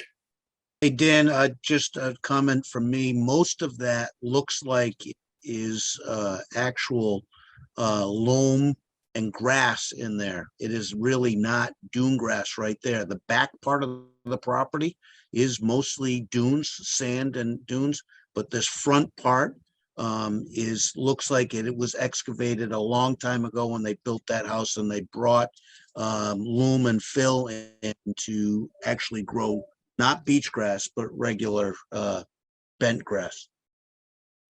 Yeah, I mean, but just, you know, from a technical point of view, and maybe Mary can confirm this or deny it. As far as DEP is concerned, if it looks like a dune, it's dune. Well, everything on Plum Island is complicated. dune or beach. It's either dune or beach. It doesn't matter if it's either altered dune. It could be former dune, whatever. It's still dune underneath there as far as the regulations go. But my recollection was there was some kind of a raised bed right there, wasn't there, along Fordham Way? So it's actually a landscape. It's not shown on this plan, but there's landscape ties and a raised bed right there. Yes. So that's what's coming out. Right Yeah. over here, yeah. And that's also where the large egg propane tank was. Mhm. Yes. Yeah, yes. It You was can right. see It was the source line. it was adjacent to the generator, You see, you're cutting through parallel to Fordham Way. right. You're cutting through I think a raised bed right there, aren't you? Sam, weren't there pictures in the file? Are. That might help. I mean, there's actually a pine tree there that, you know, it's been there. So this is that area. Yeah, right? it was very altered. Yeah.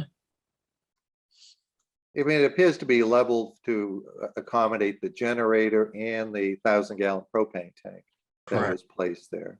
Yeah. When I looked Best at picture it, that I it have. looks like they just excavated out where they wanted the driveway, and the dune went right across there, probably a 1.5 feet deep. So you know, I don't expect that I'm going to get much support here, but I don't, it's not like I don't like what's proposed. It's just that I don't think it's An RDA. yeah. Yeah, I hear what you're saying. And I mean, in theory, you could take this material from here and put it on the other side of the lot. And so. it could Right, still yeah, so they stay on the do lot. have the removal of that large concrete pad, which is, you know, it's, like I said, it's a pretty decently sized concrete pad right here. So there's gonna be a pretty sizable hole left over from that, from the removal. So the you know, material that's taken out from here could get Yeah. spread over on this side. Yeah, I mean, I would say, yeah, it could, but we don't have those details. So it just seems like it's more complicated than, and you know, I already brought up the issue of planting, doing grading on town property. That's another issue nobody seems to really care too much about. But you know, there's another application today that we're going to hear that, you know, the selectmen had to be consulted, or the DPW or whatever, you know, just alongside Southern there, most of the planting to create that sort of block off the old end of the old driveway is going to be on town property, and who knows what's going there. You know, we don't have those details. Right. It would almost seem that if it's becoming a curb cut and that the DPW, excuse me with my acronyms here, would need to be consulted, you know, beyond us. I would think curb cuts are not within our purview on the Conservation Commission, but I think it's a real good heads up that the DPW may require some review or approval of a curb cut as you're going to be accessing a road. But okay, let's see. TJ, you're next. Dan, excuse me, Dan, are you all? Well, do you have any further comments? I don't want to certainly interrupt you. Good for now. Okay. TJ? Yep. I have no questions so much as a comment that I do like the going from the hot top to the pavers in the existing amount. But I do have concern about what's going to be planted in front and the height of it and all that, because I think part of this is the safety issue coming off of Fordham, and you know, cars coming down Southern that way too. So I'd like to see what's going to be replaced there. This is just, it's going to be low grass from the site, from your website, from the town website. Yeah, so we have a like a native plant list. Yeah. We have one for Newbury, and there's also the CZM one. And generally speaking, as long as the plants are native or approved off of the CZM list, people don't need to go through the commission to do planting. But yeah, I mean, I guess. But if we want planting as part of the mitigation for the project, we want to know where it's going to go. Right. And I think I'm jumping out of line here a little bit, Bob. I apologize, but I No, think Mary, that that's fine. there's just a bunch of things that are not on this plan. Do you want me? Things that are on the, this is better. This is much better than the plan that we had originally. It's easier to understand, but there's work that's proposed. It's not shown, like the pad that's being removed. There's work that's shown as proposed, but it isn't proposed. It's already been constructed. There's plantings that we don't know where they're going to go. And there's the limit of pavers that we've all, you know, described that we're kind of uncomfortable with, and at least some people are. And there's a whole issue about it, whether or not this actually should be a notice of intent and not an RDA. So there's a bunch of different issues on the table here. And I'm just throwing it out there that I think this is a little bit more complicated project for us, especially since the plan as it's presented is really hard to, it's going to be hard to enforce. The two little shapes on the left side aren't really particularly helpful, except for to give the square footage of existing and proposed. So it's not really done in a way that an engineer would do the plan. It's just going to be hard to monitor in the future. What would you like to see? Because there are more plans. There is the original plan. We have that in the process. We have the original plan that shows everything, shows the pad, shows the what Sam is talking about. Yeah, we need to have it all in one plan. So we know where that's all going. Anna, did you provide those? Sorry, this is Kathleen Raffi speaking. Did you provide those already to Sam? We have that. That's file there, right, Sam? Not in With the whole set. We have the existing, what was it. Yeah, it may be with like building permits, but I don't believe I have any of that. If I had it in my records, it would be in the folder here. And it would be in the Dropbox for the commission, and I don't believe there's any of that. Again, though, it might be with like the building permits. Yes, that's what I thought. I was asked to add this to the building, to the whole set. So that was an addition to that. But if you want, I can go and get that. The one with the existing condition, the previous. Do you want me to go get it? Well, why don't we do this? Let's hear from Pete. Let's go through the commission once and we can Because then that continue gets this. very, like, if I put everything in one plan, the existing and the previous conditions, that gets very confusing to read too. You know, Anna, so let's do this. Pete, what comments do you have? What pearl of wisdom can you offer?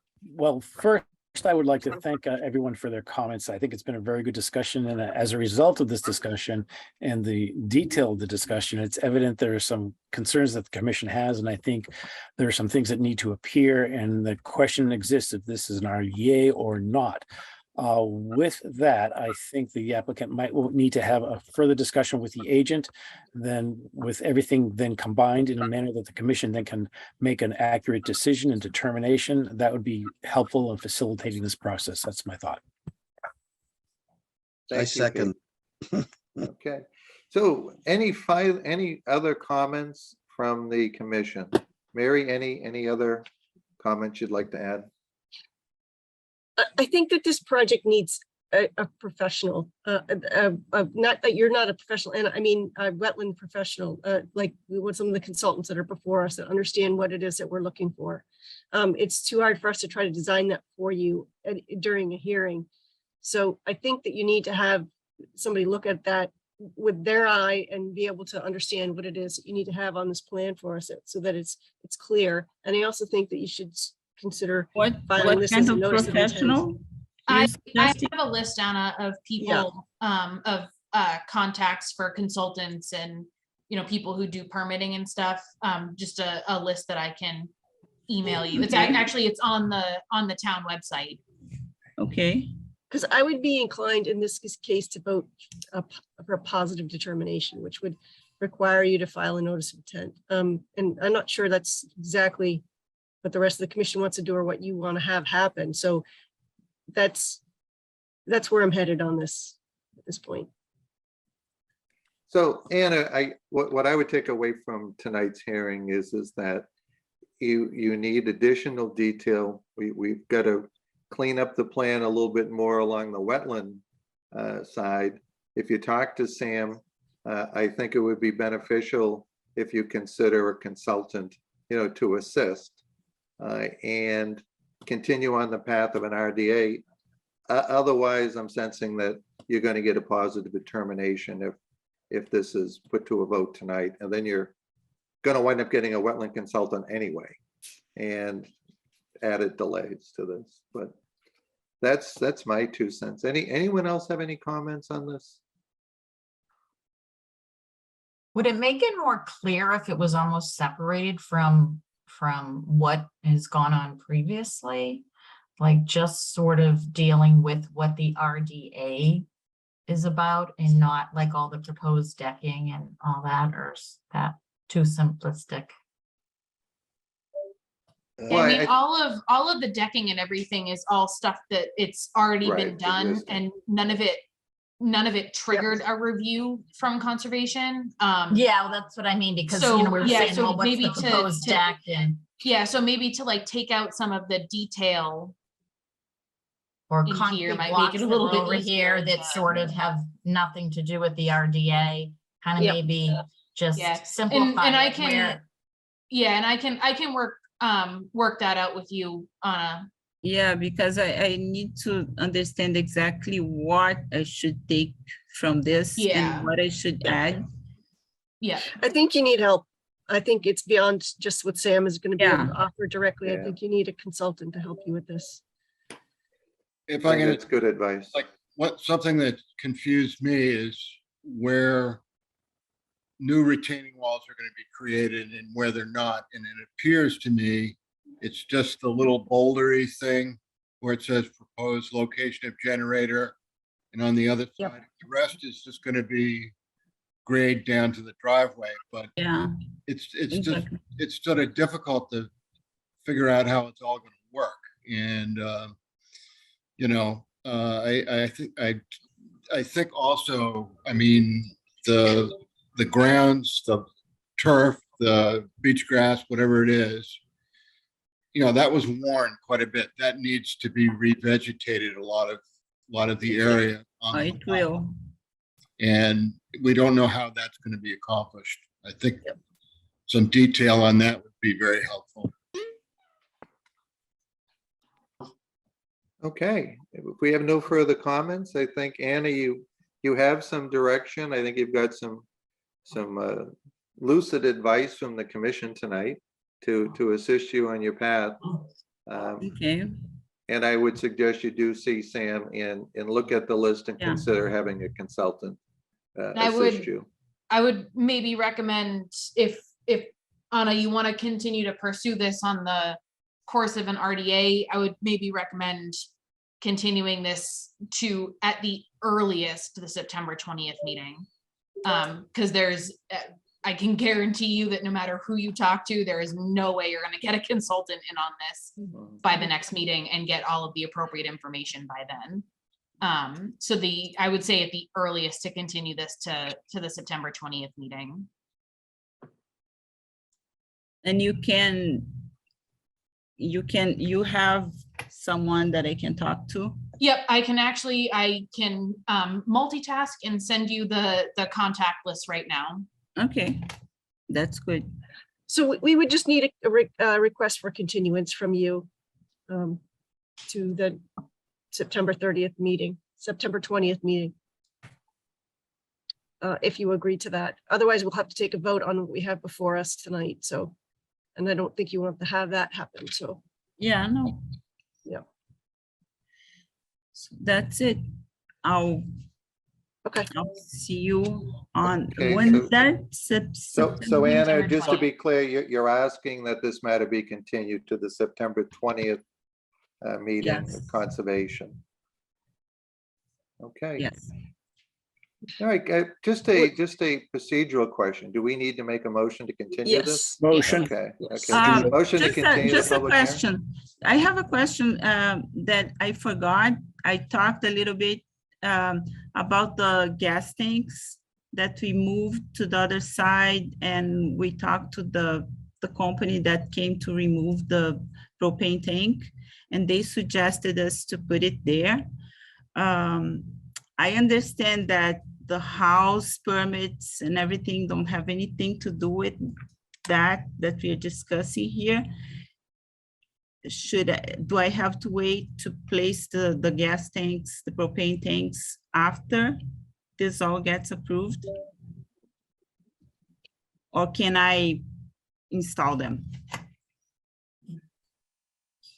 For the I think you propane need to wait. tanks, yeah, if the propane tanks are included in the RDA, which they need to be, to have them relocated, then you would have to wait until the RDA is done. Okay, Okay, thank you, Anna. you're welcome. Thank you. Okay, do we have a motion to continue this matter to the September 20th? Motion to continue. Second. Do we have it? Okay, any further discussion? No. Hearing none, roll call vote. Brad, Yes. Mary, Yes. Diane, Yes. Pete, Yes. Dan, Yep. TJ. Yes. Okay, and Bob Connors votes yes as well. Okay, thank you. Next order of business is 26 Northern Boulevard. Does this have a DEP number, Sam, or is it still It unassigned? does not have a DEP number yet. And this one actually also had to get sent to I don't see.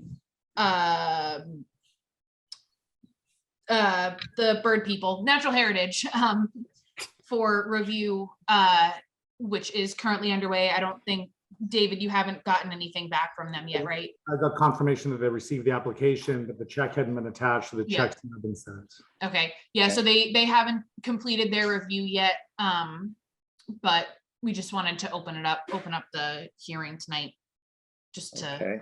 get it started. I mean, it seems to me that without having the DEP number, we don't have any comments from DEP. Right, but you guys really- we can still open the hearing. No, and no, get certainly comments open the back from you hearing, guys. but it's very hard to ascertain or to envision what DEP is going to come back with comments that then we would be looking at to consider. But my instincts tell me that this should be, we open the public hearing and we continue it to the next meeting. And hopefully everything would be in place by then. So that when we're addressing this as a commission, all the comments are in place for us to discuss rather than doing a piecemeal. But that's just my recommendation, but. Bob, I'd echo similar thoughts. Otherwise, we're gonna wind up talking about this twice at a minimum anyway. Yeah. I'll leave that one up to you guys. Ultimately, it is up to you. We do typically, even without a DEP file number, we do typically open a hearing and at least get the presentation out, because the commission members do tend to be able to get a lot of the big comments taken care of. That way, if Dave does have anything that needs to be changed at the request of the commission, he can at least start getting that. It was an advertised public hearing and there could be people here for it, Also although it's that. doubtful as Okay. well. Okay. And I agree with you, Bob, that maybe just a quick brief presentation, and with the idea that we'll move on and take it up at the next meeting, because I know that there's people that are waiting that have been on continuing projects, and this is a new Right. project. Right. Okay, well, why don't you give us a quick overview, and David, when we have everything in place, the next meeting, we. Good to go. Yeah. Yeah, I appreciate the few minutes just to give you some context. So my Okay. name, thank you for the time. My name is David Mullen. I live currently at 27 Northern Boulevard. On June 8th, I purchased the property across the street from me at 26 Northern Boulevard. I've been in conversations with the owner, Susan Thomas, for a year now about purchasing the property and everyone on the market, and told her not to make any improvements to her property in advance of any sale, because I would likely want to do something different than perhaps she would do in readying it for sale. What's been provided to the commission as part of the application, we have a serious deck replacement issue. It is urgent that this deck get replaced. It is very old, it's splintered, cracked. The deck is detaching from the house above a propane tank, and the deck cannot be walked on without shoes for splintering. It's likely anywhere from 20 to 30 years old. I'm not an expert in wood age, but I've seen neighbors' decks here who have been standing for 30 years and it looks in very similar shape. I'm simply looking for a replacement of the existing deck as it stands today with 2 minor modifications. Those being the boardwalks that you see that traverse the I guess the north side of the home and then out to the beach are 30 inches in width, and I'd like them to be ADA compliant. I'll be using composite decking material that I hope will last beyond my lifetime. I plan to be here for the rest of my life, and that 4th generation Plum Islander. I'd like to have them ADA compliant for any handicap, wheelchair, etc. And the only other modification is on the far left-hand side where Sam is highlighting by the stairs. I'd like to expand that because there's an exterior door there that is very tight when you exit the kitchen out to that deck as a walkway. I'd like to expand that to kind of traverse the walkway that exists currently. So it's a couple of feet of modification. This lot is nearly 19,000 square feet. My lot coverage right now is just under 11%. And with the modest increase in square footage for the ADA compliance and that entry and exit way expansion, it's still just at 11%. And you can see the lot coverage in the far lower right. So it's simply a deck replacement with a couple minor modifications. And I hear you. We can wait for the DEP's ruling on this. And I'll take any of the commission's advice and counsel on materials. Tom Gorenflow has been a builder I've used for 20 years. He will be the lead on this project. I think he's come before you many times.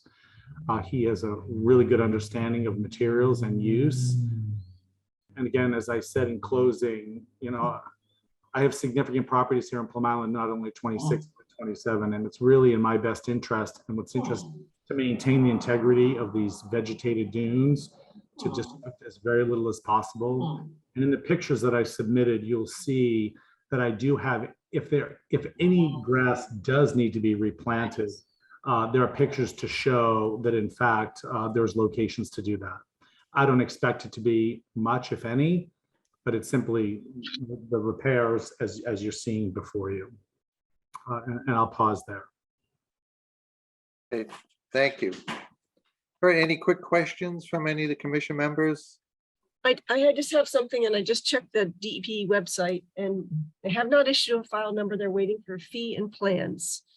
And I'm going to suggest to you as well that you might want to consider getting a consultant, because I think the plans that you have provided are not going to be sufficient for DEP, and that you're also going to need a profile to show the elevation of the deck. I see it in the photos, but it would need to be in plan view as well. So, and they may or may not ask for that to be keyed to the 100-year flood elevation as well. So those are my thoughts. Okay, thank you, Mary. Any other questions? Any other questions from the members? Dan, how about yourself? Anything you have? Saving it up for next time. Okay, thank you, Dan. I appreciate that, Dan. Diane, how about you? No, I'm good. Thank you. Okay, Brad, Nope. TJ, All set. Pete? All set, thanks. Okay. All right, David. Well, we'll see you. So this hearing will be continued. Perfect, please. Okay. Do we have a motion to continue the public hearing? Don't move. Second. Do we want to Okay. put a date on that? I think it's going to depend on the ability to get, I think it's going to be structural, is it a structural engineer? Is it is it a surveyor? Well, Sam, you and I can talk about. Yeah. I've been through this before. I'm trying to rebuild this house, so I know, I know what it's needed. So we should probably put that September 20th date and push it out so we have a little bit of. Yeah, that was gonna. I think that's a wise Yeah. idea, Yeah. David. Let's not waste time. And let's come back with a complete set of. The right thing. Yep. Okay, so we have a motion, a second to continue this hearing to September 20th. Take a roll call vote. All those in favor? Brad, Yes. Mary, Yes. Diane, Yes. Pete, Yes. Dan, Yes. TJ, Yes. and Bob Connors votes yes. Thank you, David. Thank you. Have a good evening. But David, I think Mary's advice on checking with, they were looking for plans and a fee, that'll just sit there in limbo if you don't address that. I'm surprised that those, and Sam, we can talk about it. I thought those stuff was all, we'll talk about it. Yeah. Okay. Usually the fee doesn't go to the lockbox correctly. It has to go to a PO box. It happened on the Natural Heritage and Endangered Species one too. Like, we'll get that figured out. Agreed. Well, really quickly, Mary, just one question. You asked about something about 100-year flood elevation, and does that mean potentially that the deck has to be of a certain height above? I wasn't sure what you meant by that comment, just to take it to. Yeah, somebody- it depends on if you're in a V zone or a regular A zone, but no, not necessarily for a deck. I don't think it has to be. I'm in the V for sure. Yeah, okay. We'll get it sorted out with people who know Yep. what it. Yep. Thanks again. Thank you, David. Thanks, Sure thing. David. Appreciate it. Okay, next matter, 10th Street. Notice of intent to replace 2 single-family homes on an existing lot, one of which was destroyed by fire with new single-family homes constructed on piles. Sam, can you provide a quick update or an overview of your impression of this filing? Yes, so this one has, it's gone through all of zoning. I believe the zoning decision is actually going to maybe be going out tomorrow, possibly. The applicant has pretty much done everything and then some that he's been asked to. But I'll let Tom cover the big stuff here. Okay. Good evening. Tom Hughes with Hughes Environmental Consulting. First of all, I do want to note that I believe this one had to be re-advertised because of the quorum issue. So I've got to present the whole project to you tonight. But we did during prior Didn't hearings. you present it last time? Did we? You did. I think you did. Yeah, Okay, yeah, you okay, presented it last time. It's all a blur. I'm doing so many hearings lately.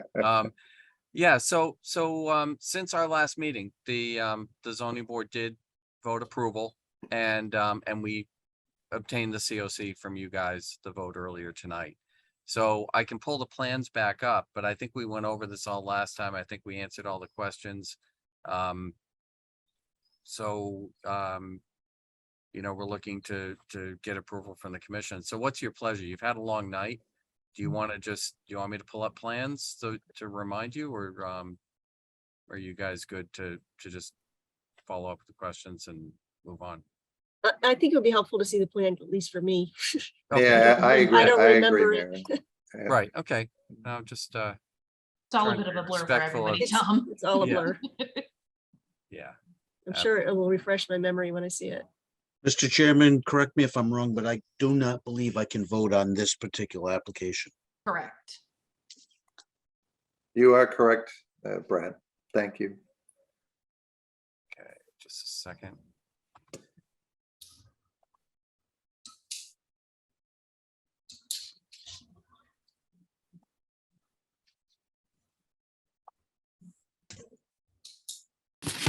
All right, this should be right. Okay, so 1010th Street, this is the building that was destroyed by fire and then later demolished, which you issued the COC for earlier tonight. This building is still there, a large gravel area on site. The healthy vegetation on site is kind of limited to the sort of shrub stuff along this property line, and then here and there areas on the site. We do show all that detail on the site plan. Again, here's the 2019 ortho photo. It is not in the floodplain. This 2021 photo kind of shows pretty much what the existing condition is today. You can see the gravel area still exists. You can see the footprint from where the house was removed and the existing house right there. We provided you with photographs with the original filing. Again, the house that's up front, the void from where the house was out back, the driveway, the back lot line. The one thing we pointed out is there is a little bit of rubble left from the demo in one or two spots, and we'll be cleaning all of that up. Anything left over would be cleaned up, but the site is generally pretty clean considering a structure was removed. So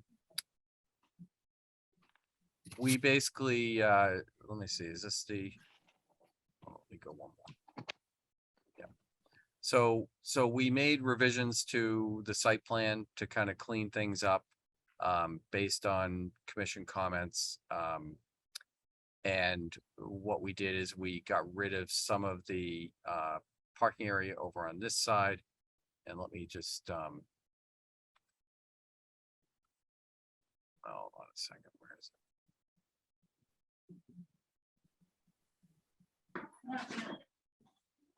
Give me 1 second to open up. I want to make sure I'm looking at the right plan here.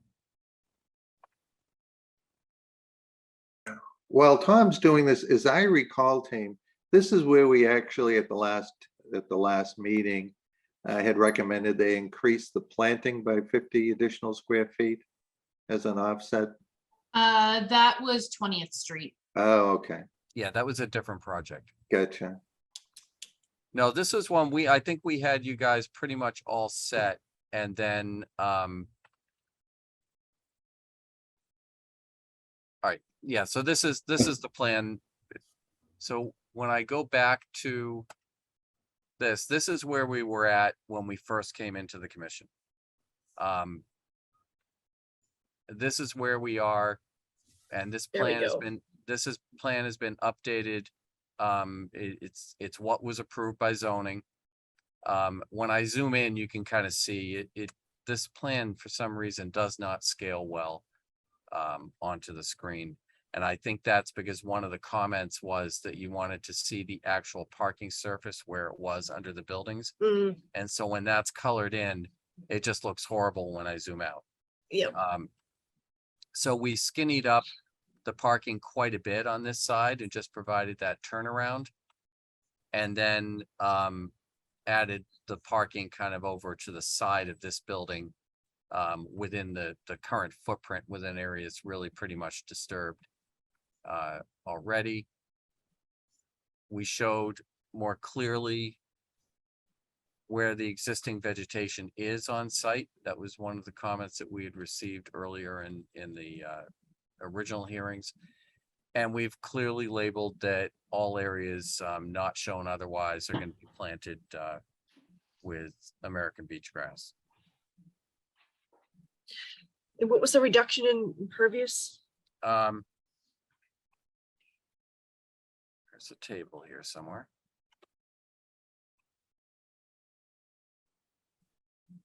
Okay, so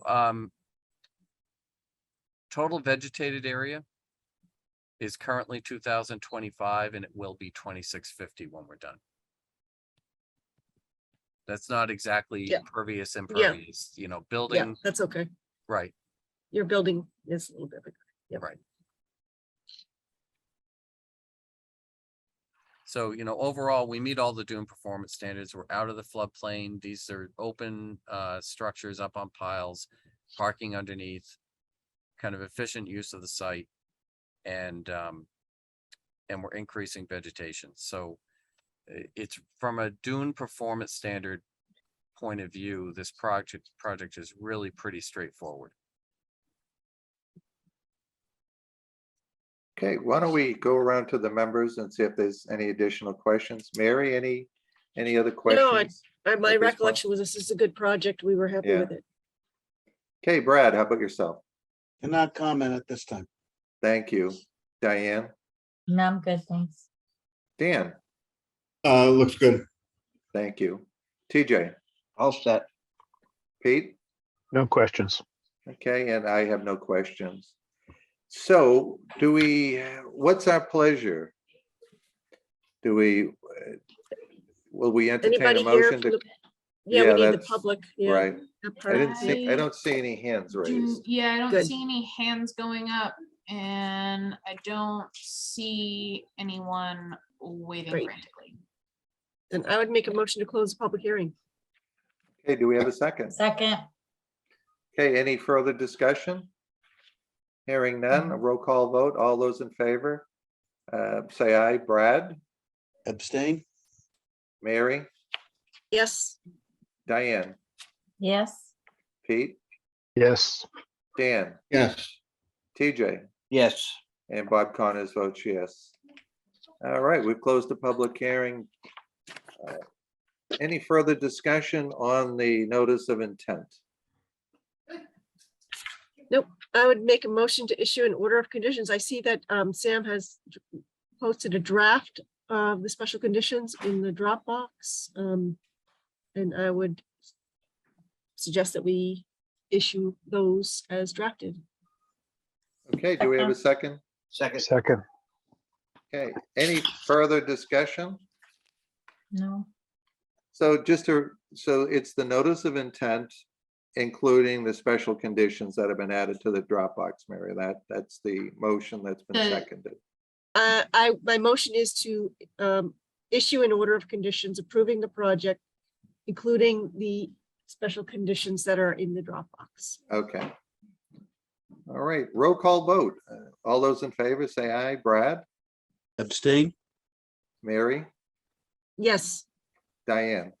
Yes. Pete? Yes. Dan? Yes. TJ? Yes. And Bob Connors votes yes. Thank you very Tom. much. Okay. 333rd Street. You know, it's amazing. All these streets are 33, 1010, 2020. Can I make one quick suggestion? Just Sure. because I have a feeling that 42 Middle is probably going to be a lot faster than this one. And it's very Okay. late. Why don't we get 42 Middle out of the way? Kristen is here, Kristen Farr. And where did she go? Yeah, we don't object. If you want to push us, if the one after it, if you expect that's going to be fast, if you want to get people through and out, that's fine. However, the chair would like to handle that. Oh, that's fine. 42 Middle and the Governor's Academy Okay. amendment. Okay. Do you want to give us a quick update or a review on 42 Middle? All right, Sam? yeah, so we had a site walk on July 7th, maybe? Nope, I think it was later than that. Anyways, we did a site walk.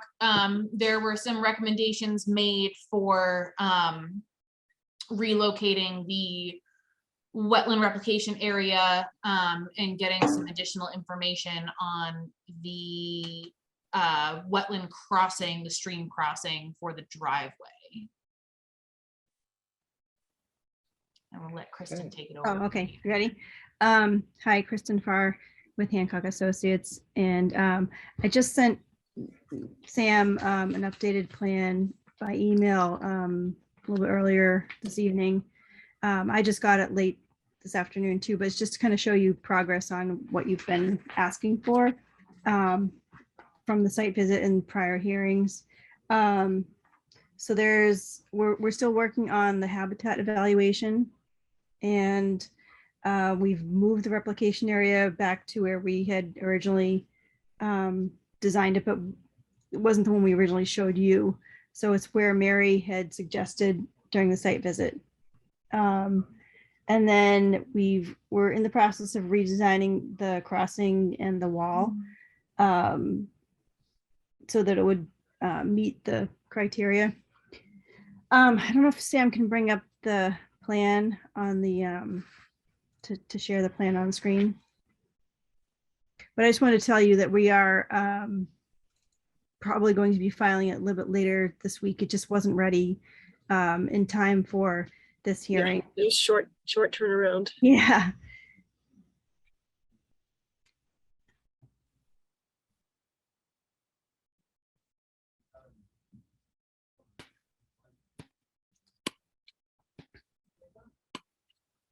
Excuse me, Mr. Chair, I have to recuse myself from this particular applicant. One, because I was not here for the original discussion on this, and secondly, because I have a family member that is an employee of Hancock Associates. So I will leave this with your concurrence. Okay, so I am sorry. For some reason, my computer hates your plans, Kristen. I don't know why. It's okay. We can see it all right. Yeah.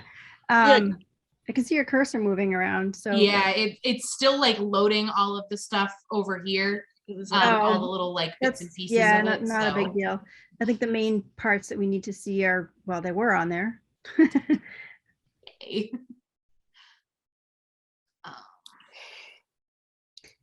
So just if I can jump in here, Sure, go ahead. We talked about widening the culvert crossing, the stream crossing to make the 6-foot wide channel width there and still meet the stream crossing standards. So a wider crossing, which means you're probably going to have slightly more work in that area, but it will accommodate more flow underneath it in the end, Right. and there'll be open bottom. Is that correct?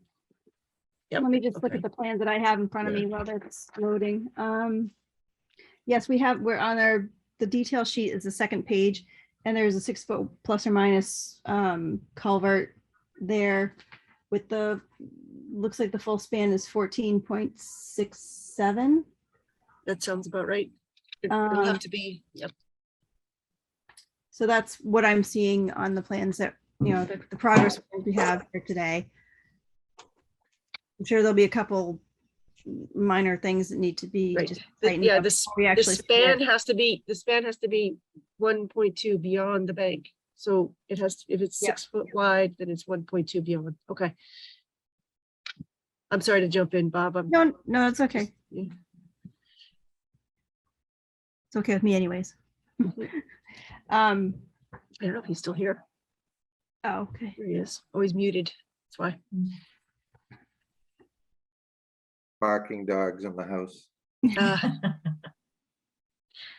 So we hope to, submit a revised plan, or we're in the process of revising the plan to meet all the comments and questions from the commission and EP.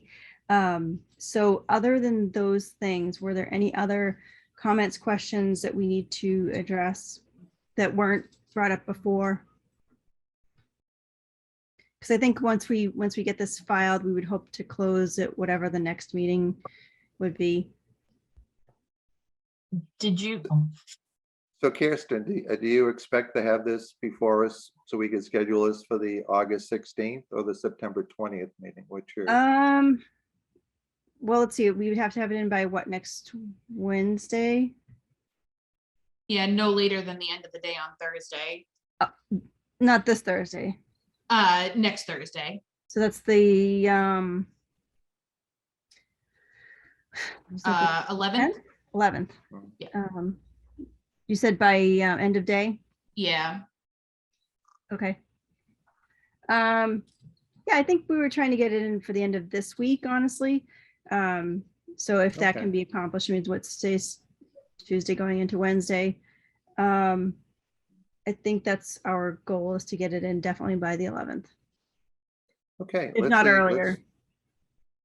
Any questions from the members? Mary, any further questions at this time? Yep, I just want to make sure that the replication plan gets updated and we have a grading plan for the replication area as well. Grading for the replication area. Okay, so. Okay. Brad, It's minor grading, but just so you can show what that is. Very good point, Mary. Brad's recused himself. Diane, any questions? Just to make sure that the new plans include, it addresses the utilities and other comments made by DEP. I think that was part of the updates that we were going to do. Okay. Thank you, Diane. Dan, any questions? I'm good. Thank you, Dan. TJ? No questions. Pete? Comments have been made, thanks. Okay, and I have no questions. So we would like to request a continuance until the following, what's it, the 16th? August 16th, okay. So can we entertain a motion to continue the public hearing through So August moved. 16th? So moved. Second. Okay, any further discussion? Roll call vote. All those in favor? Brad? Brad, you recused yourself. Yes. Excuse me. Mary? Yes. Diane? Yes. Pete? Yes. Dan? Yes. TJ? Yes. And Bob Connors votes yes as well. Thank you, Kirsten. Great, thank you, Sam, also for letting me jump in ahead of time. Yeah, Thank- no problem. I figured yours was gonna be a little bit quicker than. Yeah, thank you so much. So Sam, you're suggesting we go to the Governor's Academy and not Quinn at this point for the same reason? It's going to be quick. Or I think They're it's both fair to gonna, keep. I have a feeling they're both gonna involve quite a bit of discussion. Okay, then why don't we stick with 330, 333rd Street, and just stay in order at this point. Okay, with 333rd Street. Notice of intent for work to install a driveway to provide on-site parking, associated site work, including work within a small section of the 33rd Street right-of-way. Sam, can you provide a quick update, an overview on this? All right, so this is just the construction of a driveway. They do have to do a little bit of work in the right of way on 33rd Street. That's all outlined in the plans. I believe, Tom, you haven't gotten anything back from Natural Heritage yet, right? No. Okay, yeah, I haven't, obviously, if he hasn't, I wouldn't have either. They usually send it to everybody all at the same time. There is some extra stuff, a comment letter, and there was also actually a video that I got over the weekend from an attorney representing the abutters that has been in there for a couple days, which I'm sure we will get to at some point after Tom finishes the presentation. Okay, do we get any comments back from DEP? I looked earlier today. I didn't see any from DEP yet, and there is a DEP number. Let's see that. But yeah, I don't see any comments from them yet. Okay. But I don't believe in, and definitely. They correct me if listed I'm the wrong, but- alterations, but they didn't have any comments. Yeah, and without the letter from Natural Heritage. Natural Heritage, we can't do anything yet anyways, I don't think so. So just looking at the time of night, I'm going to suggest that, Tom, if you could do a quick overview. This is going to be continued regardless because we're waiting on documentation, but I would say let's do a quick overview of it and then entertain a continuance. Right. No, so our one thing just to inform the chair, and I think Mary fully understands this, but regardless of status of DEP, file number or whatever, folks who file for something, they're entitled to get the hearing, and it's also helpful for that applicant and for the abutters to get information out to the commission, at that hearing, so that it's part of what you're digesting overall. And if comments come in later or a file number comes in later, it's still helpful. So, but our plan tonight is just to give you a quick overview of the project. We do have to continue because we have Natural Heritage comments that are due in about 6 or 7 days. So we won't have them, tonight. And you cannot issue a decision without Natural Heritage comments unless the 30-day clock is passed. So the other thing I do want to note, we received one letter from the neighbor's attorney. We haven't received anything since, so I've not received that video. So if that's something that could be provided to us, that would be helpful. And the other thing is, I just want to kind of, as I said, we'll walk through it quickly. My clients are in the process of engaging an attorney, so we're not going to get into back and forth over legal issues or anything like that. We just want to present. If the neighbors have some technical issues they want to bring to the commission's attention, we'll certainly listen to what those are and either try to address them tonight or at the next meeting.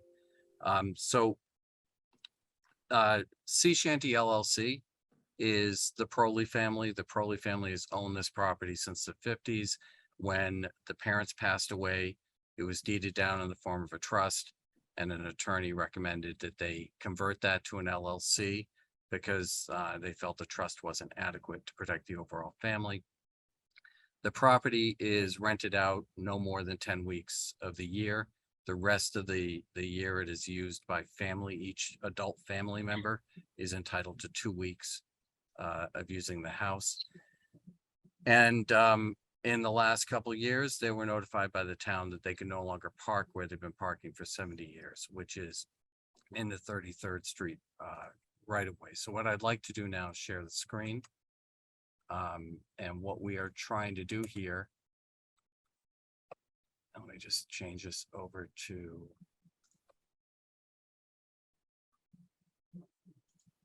of course, I just closed the presentation. Give me a second to reopen it.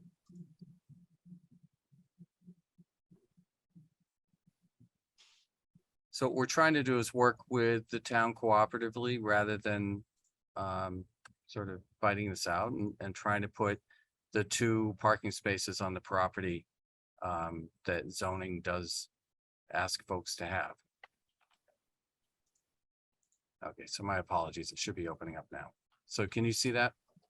Yes. Yes. Okay, great. All right, so let's and I should know what we're looking to do is not really that different from what the neighbor towards the road seems to have done in the last several years, which is install parking in there, which they did. Could you blow that up, Tom, please, again? Yeah, I've got this in a bigger aerial in a second. So this is the location right here. It's within the VE zone, elevation 16. So this is the house, and you can see the cars. This is 2021. You can see a car parked within the right of way. Don't pay too much attention to the assessor's lines. So sorry, the car right here parked in the right of way. The assessor's lines are not 100% accurate, but they're decent enough to kind of convey this. And so if you look at this area here, you see where the neighbor towards the street has parking. If you take a look, you know, this is what that looked like in 15.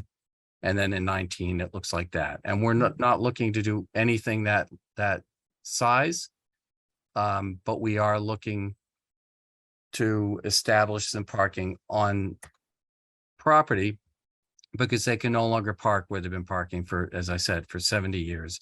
So we're looking to essentially establish parking right in here.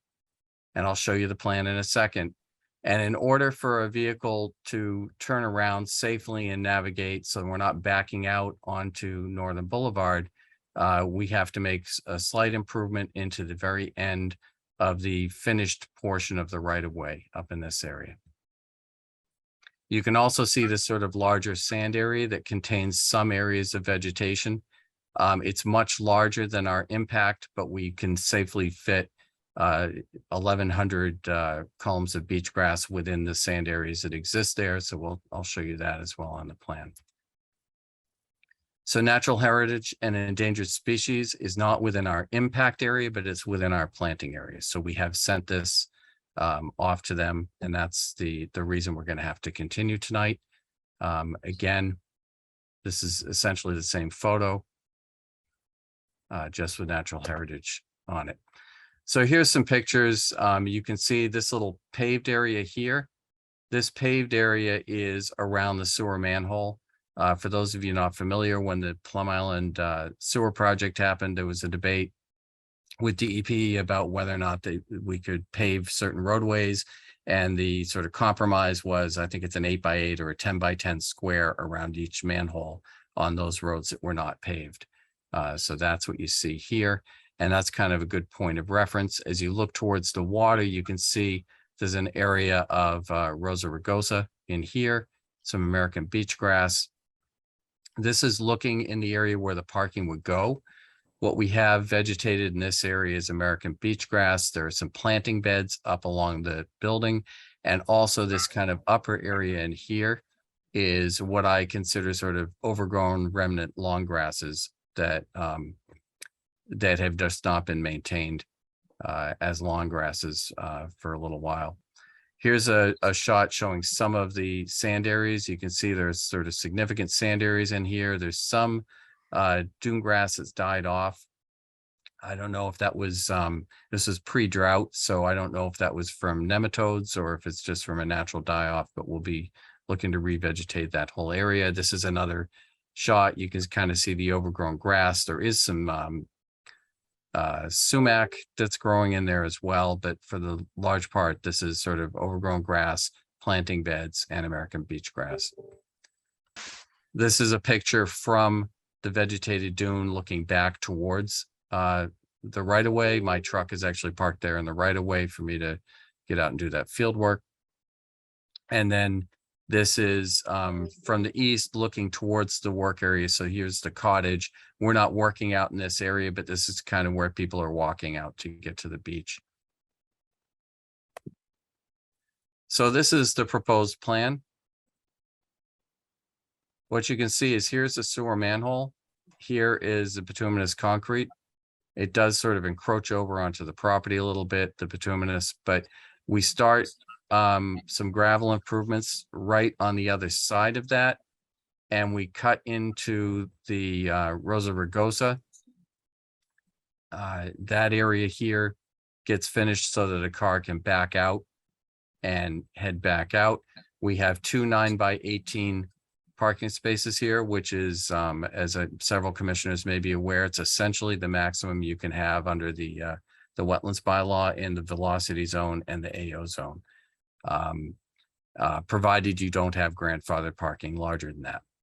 I'm not quite sure how the neighbor got larger parking out front, but that's kind of immaterial. We're looking to comply with the bylaw here. And then we clouded out the area of significant sand areas. It does have some vegetative growth in there. But within this, we will be planting a minimum of 1,100 American beach grass plugs. And this is essentially the part we need Natural Heritage to sign off on.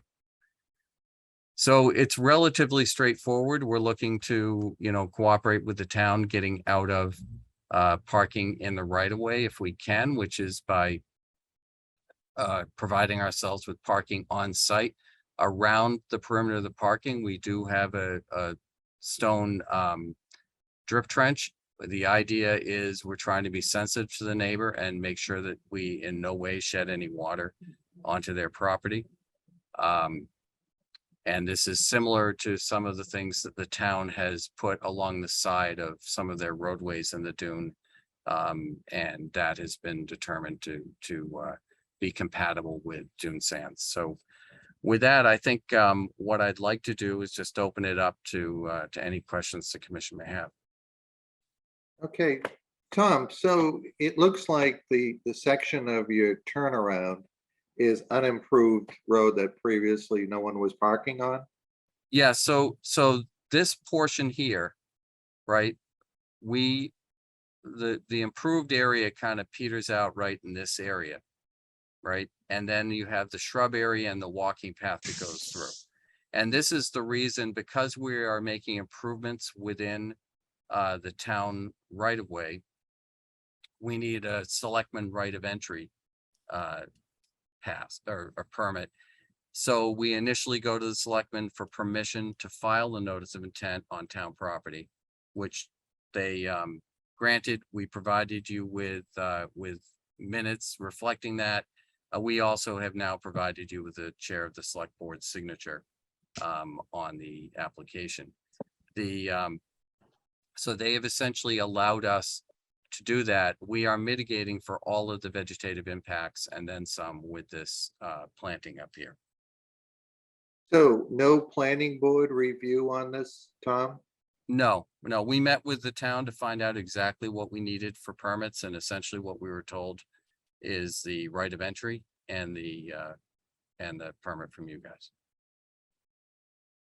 Okay, let's open it up to questions. Mary, any questions? I guess just, how much of a haircut is the dune taking right there for the grading for the driveway to level it out? I can't quite see the contours under there, but are you topping up the other portion of the driveway?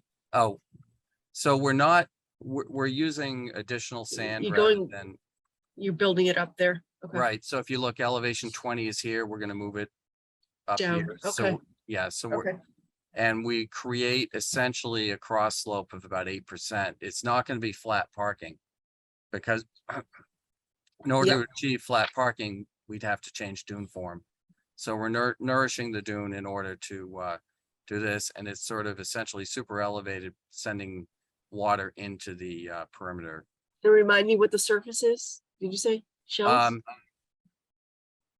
Let me just double check. It's either clamshell or pea stone, but let me just make sure, see what it says. I've just had too many hearings tonight to be able to give you that answer right now. It's one or the other, that's fine. It's one or You the don't other. have to- It's you don't have to it's an say right now. aggregate, so it says Yep. gravel. Yep, Um, okay. That's all I have for right now, Bob. I think I'm gonna swing by the site because I have not seen it, so. Okay, Continuance, I'll have time to do that. thank you, Mary. Brad, any comments? No, I'm good. Diane? I've gone through the neighbor's objection, so I don't really know if this is the appropriate time for me to ask Tom to questions about that, or should I wait for the objection to let them have their say and then ask at that point? my response to you would be, go ahead and ask, because let's just get it out of the way so that we can try to shorten the evening. Well, what I'm going to suggest is, why don't we go through the commissioners first? We're going to open it up to public comments. And when it comes up, there's one person that has their hand up. I would suggest we go through the questions first, see what public comments come up, and we can circle back to that if it's necessary. Sure. That sounds good, Bob. Yeah, because mine are very sort of specific about, just his responses to certain things. So we can. That person could be on the call and going to be bringing them up directly. So. Got it. Thanks, Diane. Dan, any comments? Probably stuff that mostly can wait. Thanks. Okay, thank you, Dan. TJ?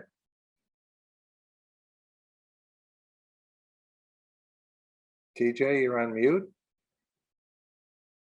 Okay, go back to TJ. No questions for right now. Thanks, TJ. Pete? I'm good right now, thanks. Okay, I have no questions. Why don't we open this up? Sam, are there any hands raised? I saw one hands raised on the public.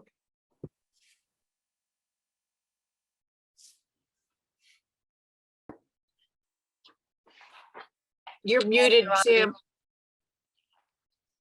Sorry. Jamie Medea is the attorney representing the abutters. Sorry about that. Okay. Thank you very much, commissioners, for your time and your service. Most of what we have to say is already in written comments, so I'll be as brief as I can. There are a few items mentioned today that I need to make corrections to as well. I'll be just as quick as I can, but I appreciate your time. This is, as all matters are, important. First, this is not a driveway. As was referenced at the beginning, these are two completely new parking spaces, and the reference to there being an entitlement of some kind is not appropriate. Zoning may like two spaces with a property that's being rented out as a Airbnb, but it's not a requirement. Especially, it is not an entitlement to use the public way. Also, I must observe that all those years for the use of the private way or the public right of way was quite discreet. And in recent years, it was overwhelming. It was blocking public access. It was constant. It was in and out. It was public access, meaning to the resource areas in the back. The public is meant to traverse from Northern Avenue to get there. So it was a drastic overuse, not just a continuation of the same thing it had always been. Also, there's never been spaces there before. In the area between the two homes, my clients have a full-time property, a rental property that is lower. And this is very important. I think Mary Reamer will see it when she sees if the rest of you don't. It is lower geologically, so flooding is a concern. Not just a might happen, it does happen already. And there's a great concern that alterations turning this into a weighted, like putting a weight on a sponge, is going to exacerbate and make impossible to control the flooding of that home that is below. Then the other correction was the really frankly inappropriate suggestion that there's some reason to compare this to how other parking in other areas have been allowed. They are other resource areas or not resource areas at all. There's no reason for this board to be looking at how other people obtained their appropriate parking. Now, working as quickly as possible, and I'm very sorry, I'll go just as quickly as I can because I know you've had a long night. I'll skip over things like inadequate notice. It's not relevant now. We're already here. I do want to point out on the Conservation Commission's independent environmental authority, it is simply inaccurate to say that the town Board of Selectmen have approved this or the DPW has. All they did was say, you may go ahead and ask the Conservation Commission.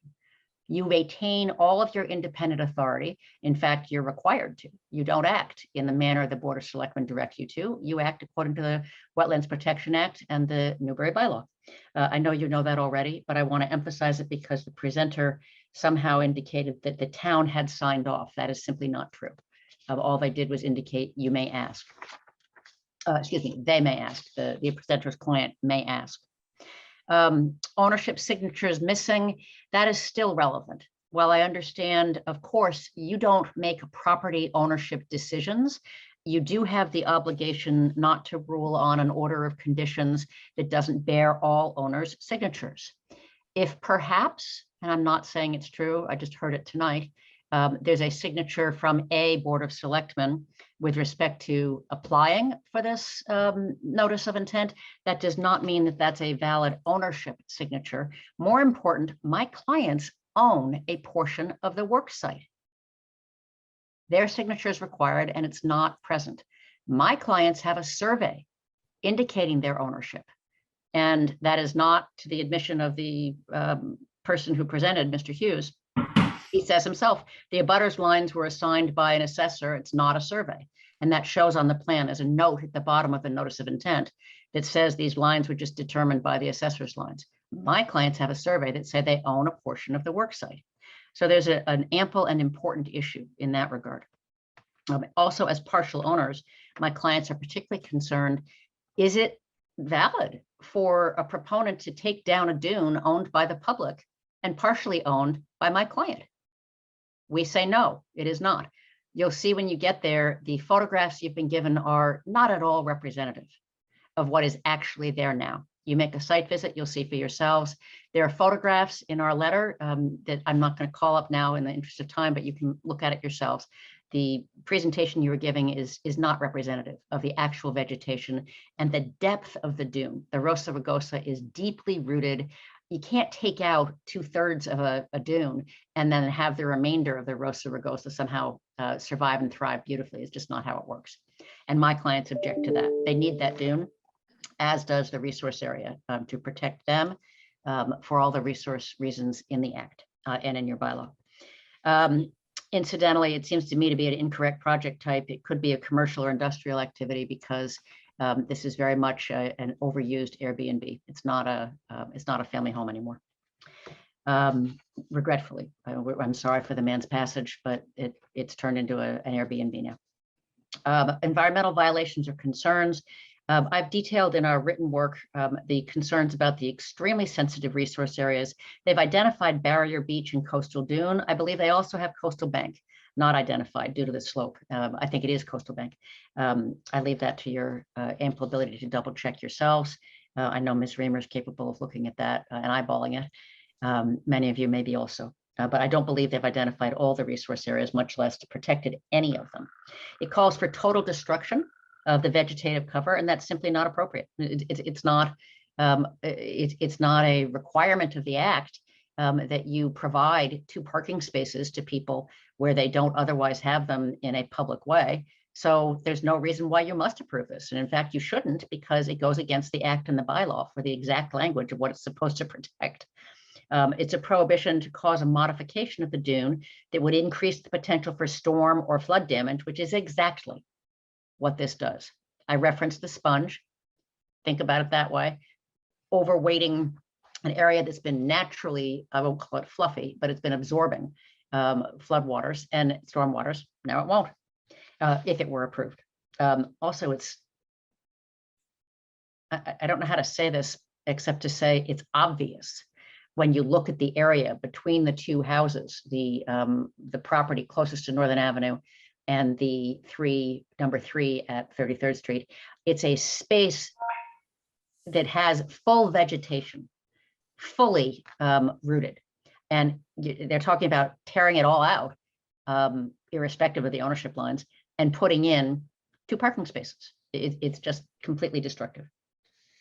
Unpermitted removal of beach grass, also already done by these same proponents. I don't know to what extent you care about such things when there's a pattern of not following your requirements, but it's been documented and sent to your office for prior disregard for the requirements. They are not using the best commercially available measures or minimizing the adverse effect.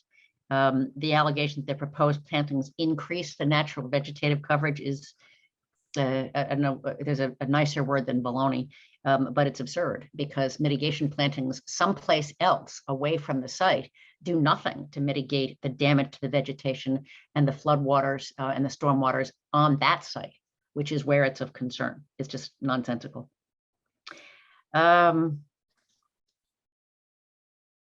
You've got your photos showing the existing vegetation.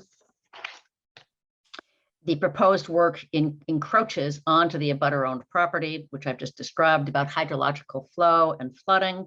We do not believe their unsupported claim that's just flatly stated in their NOI that the project will not do so. There's just no evidence. There's no calculations. There's nothing that says it will not do so.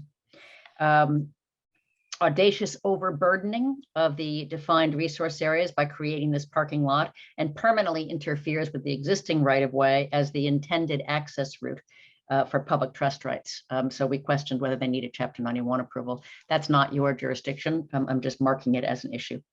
Now it's large groups with no relationship, and that's what caused this problem. That's what the photograph in our comments shows you. The proposed work will, most importantly, in some ways, interfere with existing wildlife habitat. That is not just the endangered species matters that matter to you, but one of your 8 interests under the Act is wildlife habitat, and there's been no effort to address that. The space they're altering permanently with parking spaces is prodigious wildlife habitat, and the area is, we've sent in a video and we have pictures of hundreds of birds. Some of them are extremely rare. Some of them are less rare, but they're enormous numbers. And we have photographs of current and from the past, because as you know, with the Audubon Center nearby, there's quite a lot of activists that look at that area. So I'm eagerly awaiting what the Endangered Species Program has to say, but I also urge you to consider habitat generally. You've been given nothing about habitat generally and how this is being managed, addressed, and although I guess you could mitigate it, I just don't think it's necessary to begin with to alter it. So confirming we think a habitat study is needed. We sent you films of and photos of dozens of terns nesting almost an acre of beach that was cordoned off by the Commonwealth within 150 feet. Within 150 feet of where this area proposes bulldozing and putting in a parking lot. That's a pretty close call there for the endangered species, much less for the other species. Stormwater management as considerations. I realize people will say, oh, we don't have to bother with stormwater management because it's a single family house. It is a rental facility, so I would consider it commercial, but on top of that, there's an obligation under your laws not to increase water flow and not to increase flood water, irrespective of using the stormwater management standards of DEP. I would urge you to please consider that. And I think I have reached the end of my prepared observations. I really appreciate your listening, and I'm sorry it's gone on a bit, but I thought it better to get it on your record while that was still possible. Thank you very much. Thank you. Diane, I want to circle back to you. You had a list of concerns were those covered or mentioned in this last presentation? Yeah, I mean, they were mentioned. It's more just, questions, you're relating, you're stating that the parking spaces are in the right of way. The 2 parking spaces, my understanding from the plans and all is they're not in the right of way. The right of way is going to be more of a turnaround. So they're not proposing parking in the right of way, correct? Did you want me to answer that, Mr. Yeah. Chair?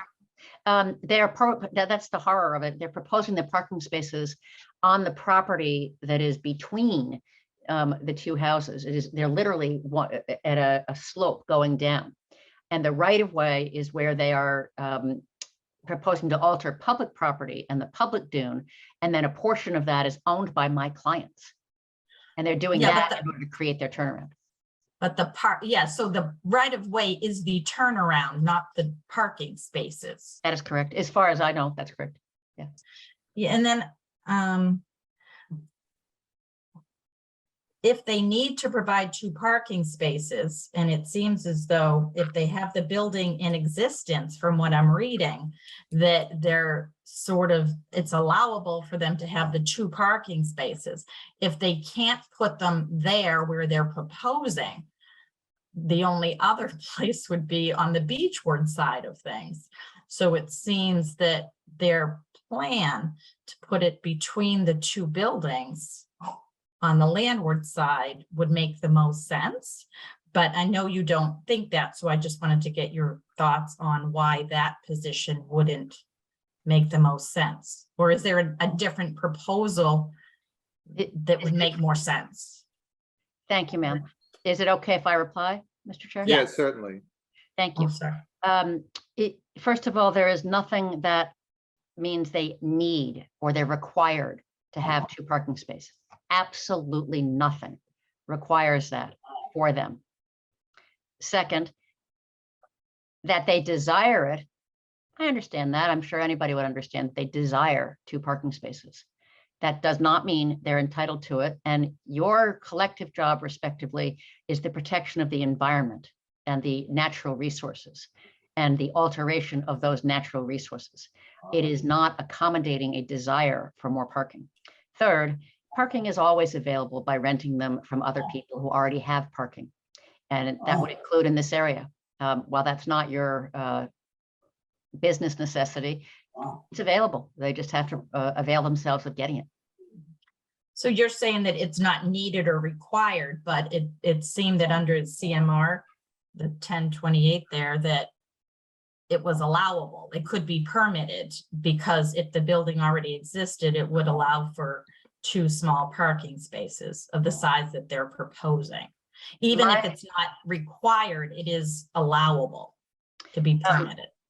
Ma'am, my reading of that section is that it is something, it is possible, not required, to authorize, but it is not something that is required to be authorized. You would be not only well within your rights, but I would say rational and adhering to your obligations not to allow something that is not necessary. So let me just jump in here for a second. I'm just looking at the clock, and we're going to be back here at our next meeting or the meeting after regardless. So I have a question for Tom Hughes. Tom, a question's been raised about the site plan. Is it a certified site plan? Is a question been raised on an encroachment? Yes, so what I said was misrepresented. What I was looking at was an aerial photograph with assessor's lines on it. So I said that the assessor's lines on that aerial were not an accurate depiction of the property lines because that's how we show them on aerial photographs. Right. What you see here is a surveyed plan. These are the property lines. All our work is within the property of the applicant and within the right of way.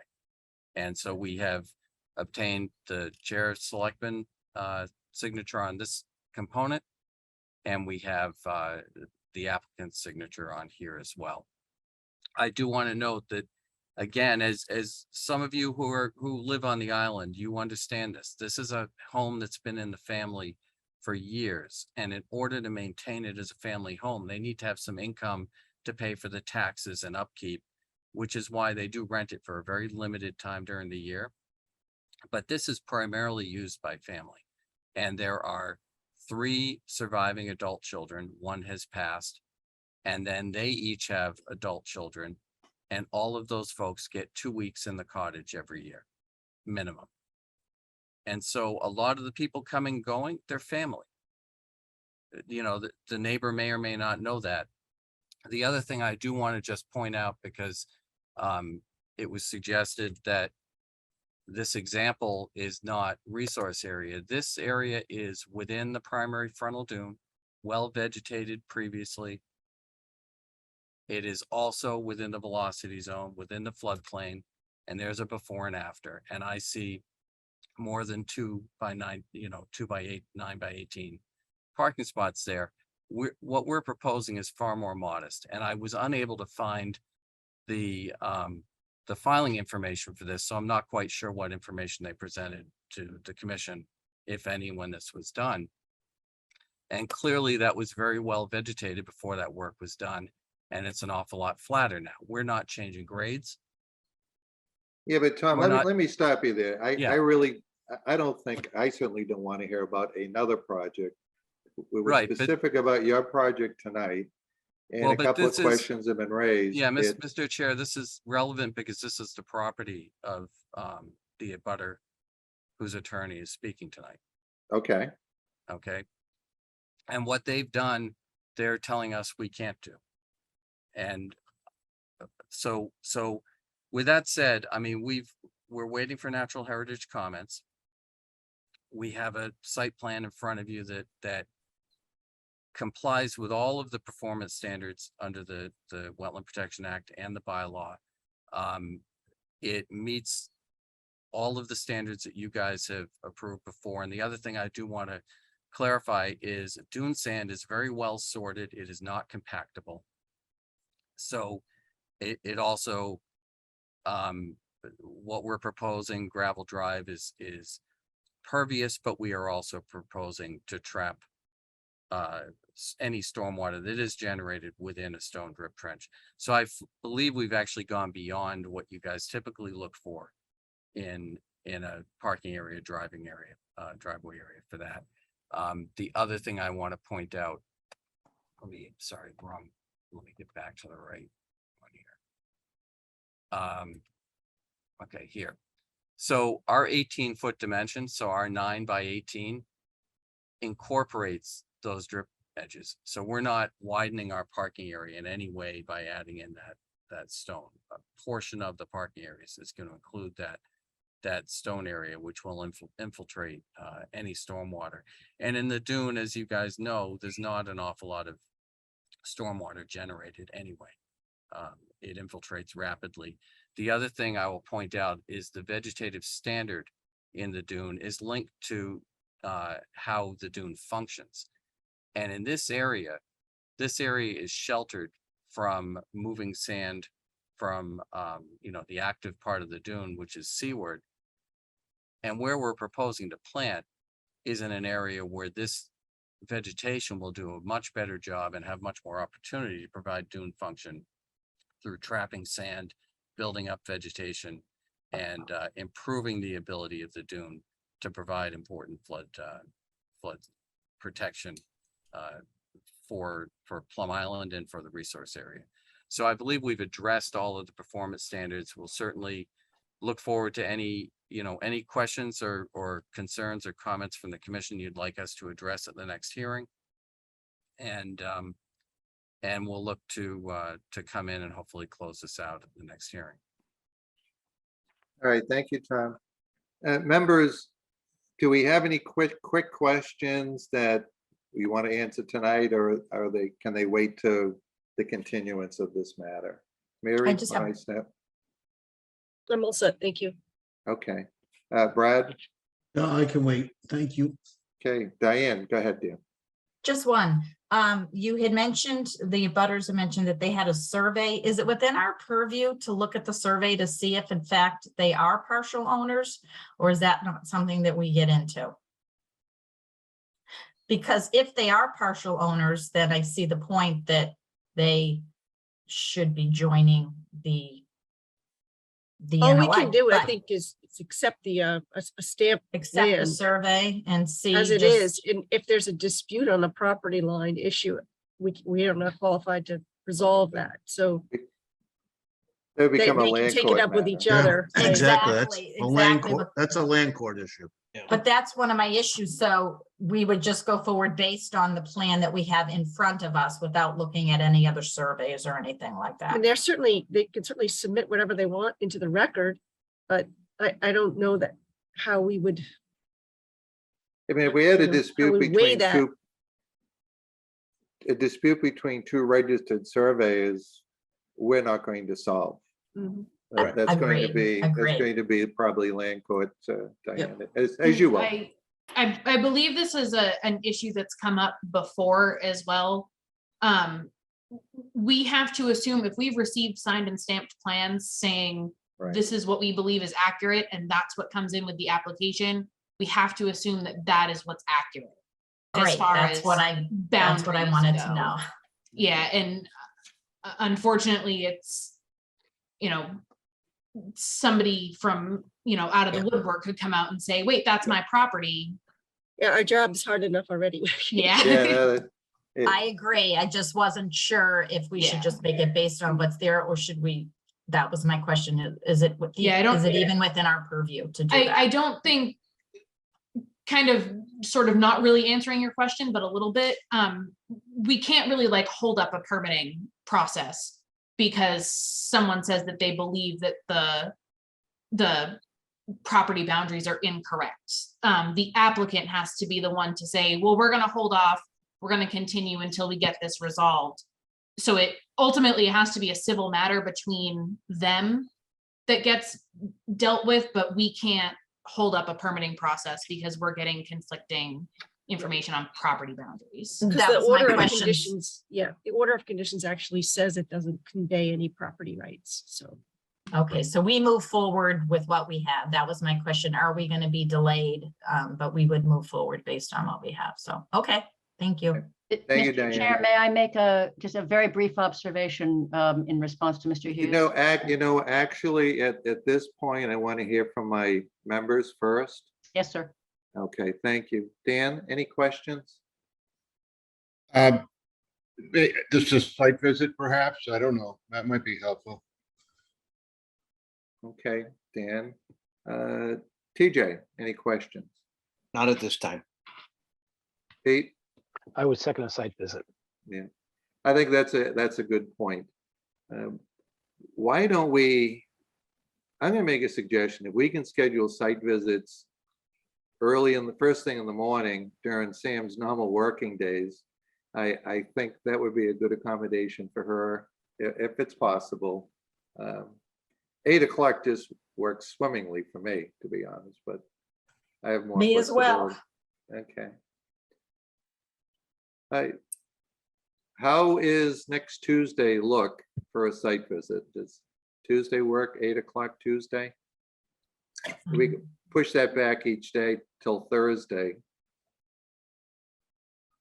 I don't want to be, I don't want to be signing Sam's payroll slips because she had to come in on Friday or Saturday. Tuesday. Thursday would be better for me. I'm out of town. I'm scheduled to be out of town next week. As will I. I can do Tuesday or Thursday morning. But I am also very familiar with this property. Yeah, as am I.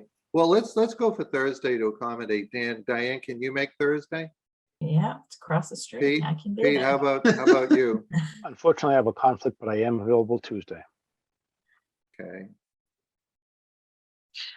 I would think we can, all do a drive-by too, if that time doesn't work.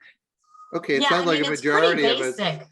Well, it sounds like a majority of us can make Tuesday. Dan, can you do a drive-by on that? And No, I mean, I've already been out there. I think it's just, okay, there might be some questions that Tom could kind Clarify. of point at, explain a little bit better in person than. Okay. But do your Tuesday. Okay. I'll miss So you. we're talking Tuesday, August 9th, 8 o'clock at the site. Is that? Who would be there? I could be there. Bobby, you said you, but. I would did be it- there. Mary would be there and Pete would be there, if I Okay. understand correctly. And Tom, would you be able to be available? So Tuesday at 8, you say? Correct. Yeah, I can make that. And then I'm open if other members wanted to have a second site visit, if they do a drive-by and they feel they need that, if they organize that through Sam, we're certainly open to that. One thing I will note is we do have the engineer's stamp is on the plan. I will have the surveyor's stamp added to that. Okay, thank you, Tom. Okay, I'm going to circle back. I'm sorry, I forget your name. You're the Oh, that's attorney all for the right. better. It's Jamie. Jamie will do, and it's Jamie Medea. Okay. Mr. Hughes just mentioned exactly what I was going to say. The plan actually has a notation on it, the plan that was submitted, and it says that the lines were drawn based on the assessors, not on a surveyor.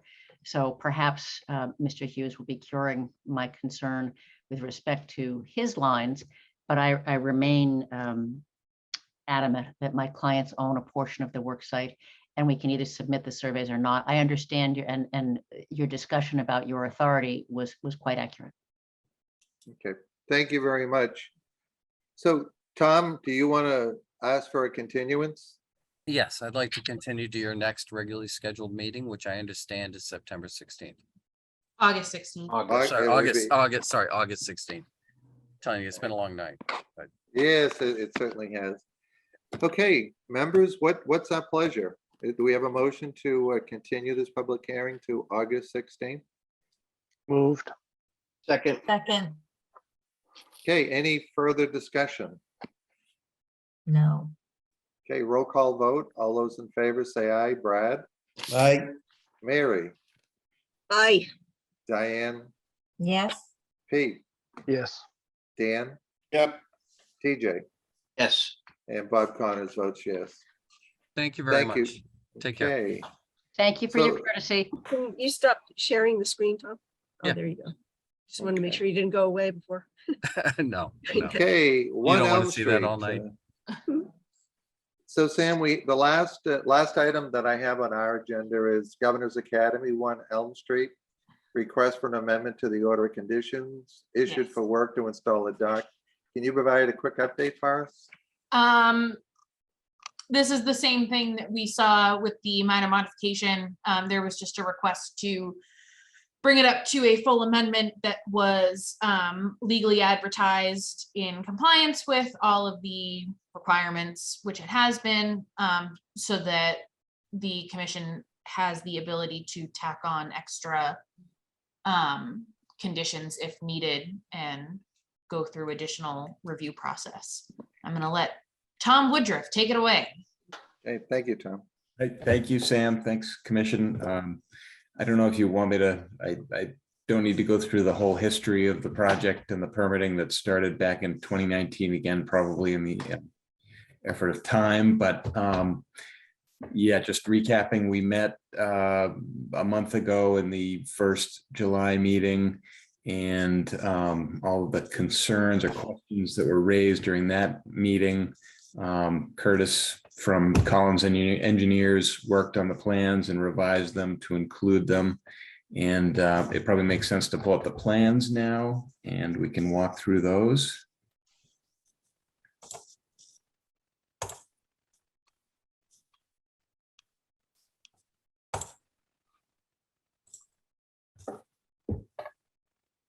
Can everybody see that?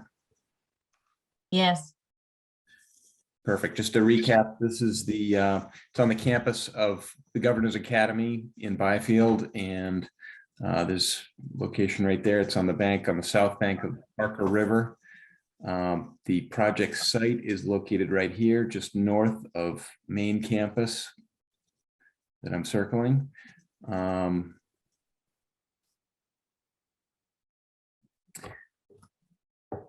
So to recap sort of the amendment that we're requesting based on the originally approved plans is for modifications to the dock and pier system. The footprint, it's important to note, the footprint of the pier and dock have not changed at all in the revised plans. The plans were revised to address some concerns that the dock builder raised with durability and the original design's ability to withstand current in the river at that point, as well as concerns with the originally designed mooring system. As it was originally designed, it had guy cables back to shore, and the riverbank is fairly steep in that area. So with the tide cycles, the concern was that those would erode the riverbank significantly. So what we've proposed is to redesign the pier system to incorporate steel structure rather than wood, and a guy cable system. And in addition to that, the steel beams would have a ballast block installed on the upland side of the steel beams to offset the cantilever. The pier cantilevers out over the resource areas. And that was a good part of the original design, so there would be no impact, no footprint on the resource areas. And the mooring system that Curtis went and redesigned, originally it had 2 guy cables back to shore, and he's come up with a more typical mooring system. And after last week or 2 meetings ago's comments with the mooring blocks, what Curtis has proposed is rather than mooring blocks, we go ahead and install the helical moorings. And if we do encounter ledge or they're refused, we would go to a dormer mooring, which reduces the footprint of the block, a pyramidal mooring that reduces the footprint of the block by about 2/3, I believe. Correct me if I'm wrong, Curtis.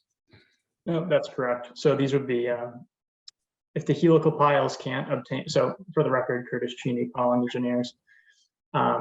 If the helical moorings can't achieve the necessary torque or embedment, because there is ledge in this area, the alternative would be to use the steel pyramids, or dormers as they're commonly called, instead of the concrete blocks that we had on the plan during the July 5th meeting.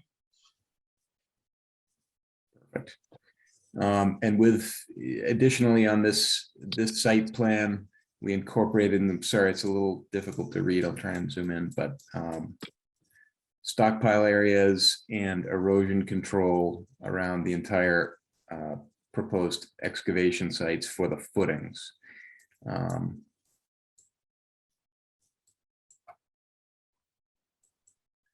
Any other, Curtis, any other comments on this plan before I roll to the next? Nope, not on this drawing. And in this detailed section plan, let's see. I think one of the changes based on comments from the last meeting were to coordinate the sleepers or float stops on the bottom of the float so that they matched on all plans, and they now do.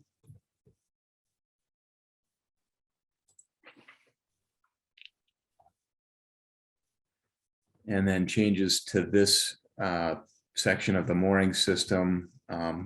Curtis went into the helical moorings, and the sleepers, or whatever they're called, are match the previous sheet as well. Anything else there that we modified, Curtis? No, so the big items that I had updated, Tom's already mentioned, but just to summarize, it was adding the erosion control measures for the footing installation on the upland side, eliminating the concrete blocks for the anchorages, and what was the last one? I think that was, those were the big ones. So that, yeah, on the previous plan, there were what are they called? Blocks that, that set down at mid tide cycles. And we eliminated those. That we didn't discuss that as being problematic in the previous meeting, but Curtis and I reviewed it, and we're thinking that it was a little bit overkill. So that's an additional change that we think is a positive for the river bottom. Okay, so Tom, basically originally came in for a minor modification, and it was too close to call from the commission's point of view. And you've come back with the amendment to the order of conditions. I'm looking at the clock from my vantage point. Why don't you hold there, see if there's any questions from the members, if that's okay. So why don't we go around the horn? Mary, do you have any questions at this point for Tom? Yeah, just a quick clarification on the anchoring system for the float. You said you're going to use helicals, but you might not have enough embedment, and the alternative was steel something dormer, not dormers, but And my question is, does the alternative require drilling through the rock? Because I know that can sometimes create a lot of turbidity. And I guess my point is if you're not able to do the helical piles, then we would have some kind of special condition that would say, let's discuss the alternative, not necessarily at a public meeting, but with Sam or something, so that we can make sure that the alternative doesn't need additional special conditions. Additional like a siltation boom or something during construction, unless that's something you're already proposing to do. I don't think you are, but. So just to clarify, the dormer are a block. It's a steel block that's just a block. Yeah, okay. Pyramidal in shape, and I think the benefit to them is that you can reduce the size of the block over a concrete or granite mooring block and the holding capacity of it, because it embeds into the mud bottom and becomes flush with it. Yep. To answer your question, no drilling we wouldn't go into pinning ledge or anything. Right. Okay. Thank you. Okay, Brad, any questions? Yeah, Chris, can you tell me how long you're proposing those helical piles to be, those screw anchors to be? Yeah, so there have to be a minimum embedment of about 10 feet in this mud, but it would also have to achieve about 300 foot-pounds of torque over 3 consecutive feet. So there's 2 criteria you have to meet for this to work.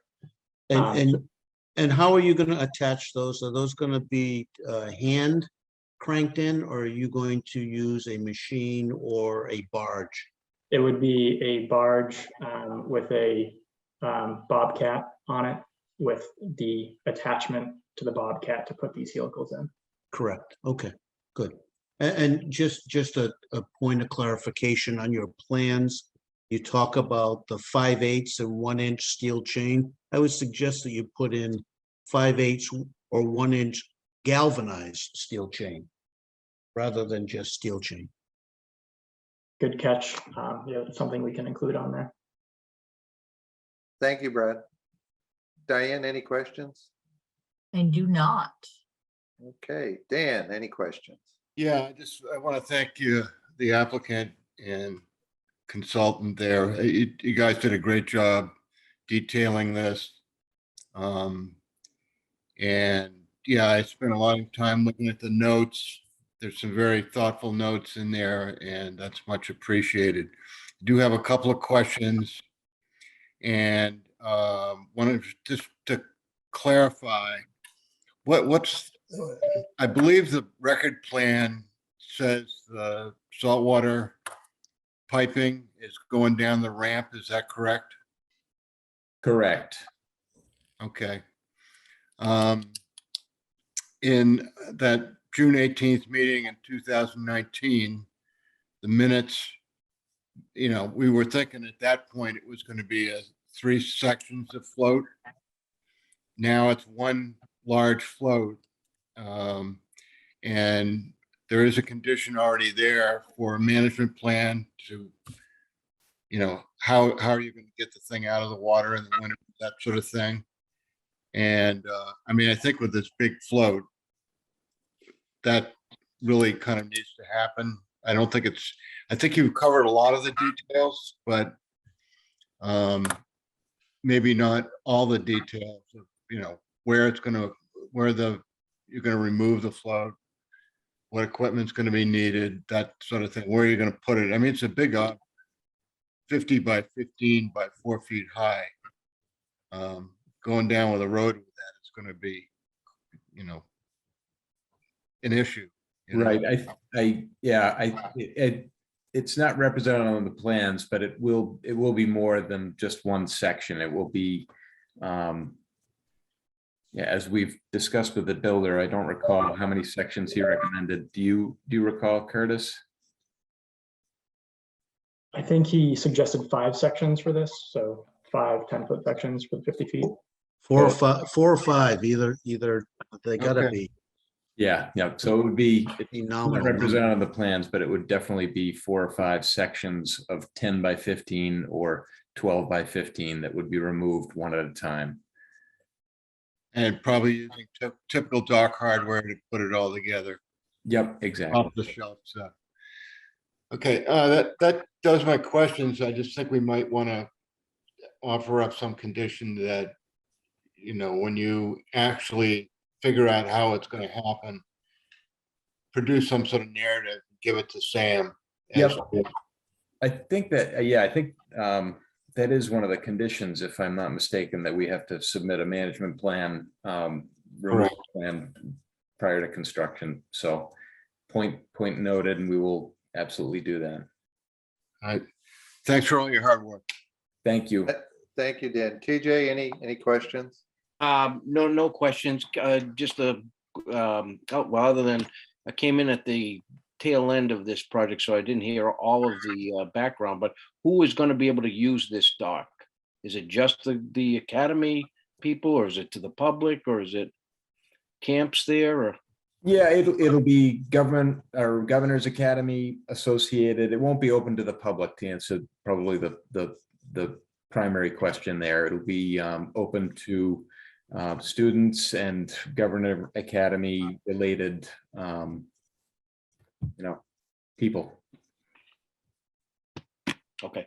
Yeah, students, camps during the summer. I think part of the plan, we have a new person in the role of she's the Alphont Coastal Research Center Director, and so her main role at the academy will be developing curriculum and programming relating to the science center. And she's already working on a lot of outreach to other scientific organizations, MBL and Woods Hole and places like that. And I'm sure she'll develop relationships with them, and they'll use it, for associated things. Understood. Thank you. Thank you, TJ. Pete, any question? Appreciate the modification and the clarity in answering our questions from our last meeting. Thanks. Okay, and I have no questions. So team, what's our pleasure? We have no open questions. Our usual conditions will typically apply to this at the end. And as we discussed, shall we entertain closing the public hearing? Mr. Chair, if I could just, I did raise my hand. I'm sorry, Brad. You know what? I can't. Just a question for Sam. Sam, does this require Chapter 91 license? I don't believe it would require Chapter 91 license unless there was going to be permanent structures below mean high water. So it would need like the 10A permit from the harbor master to have the dock out there. But it would not trigger a Chapter 91 review unless there were structures below mean high water. Permanent fixed pier, right? Yeah. I was just curious because of the pier that gets them to the I'll call it the adjustable ramp down to that pier.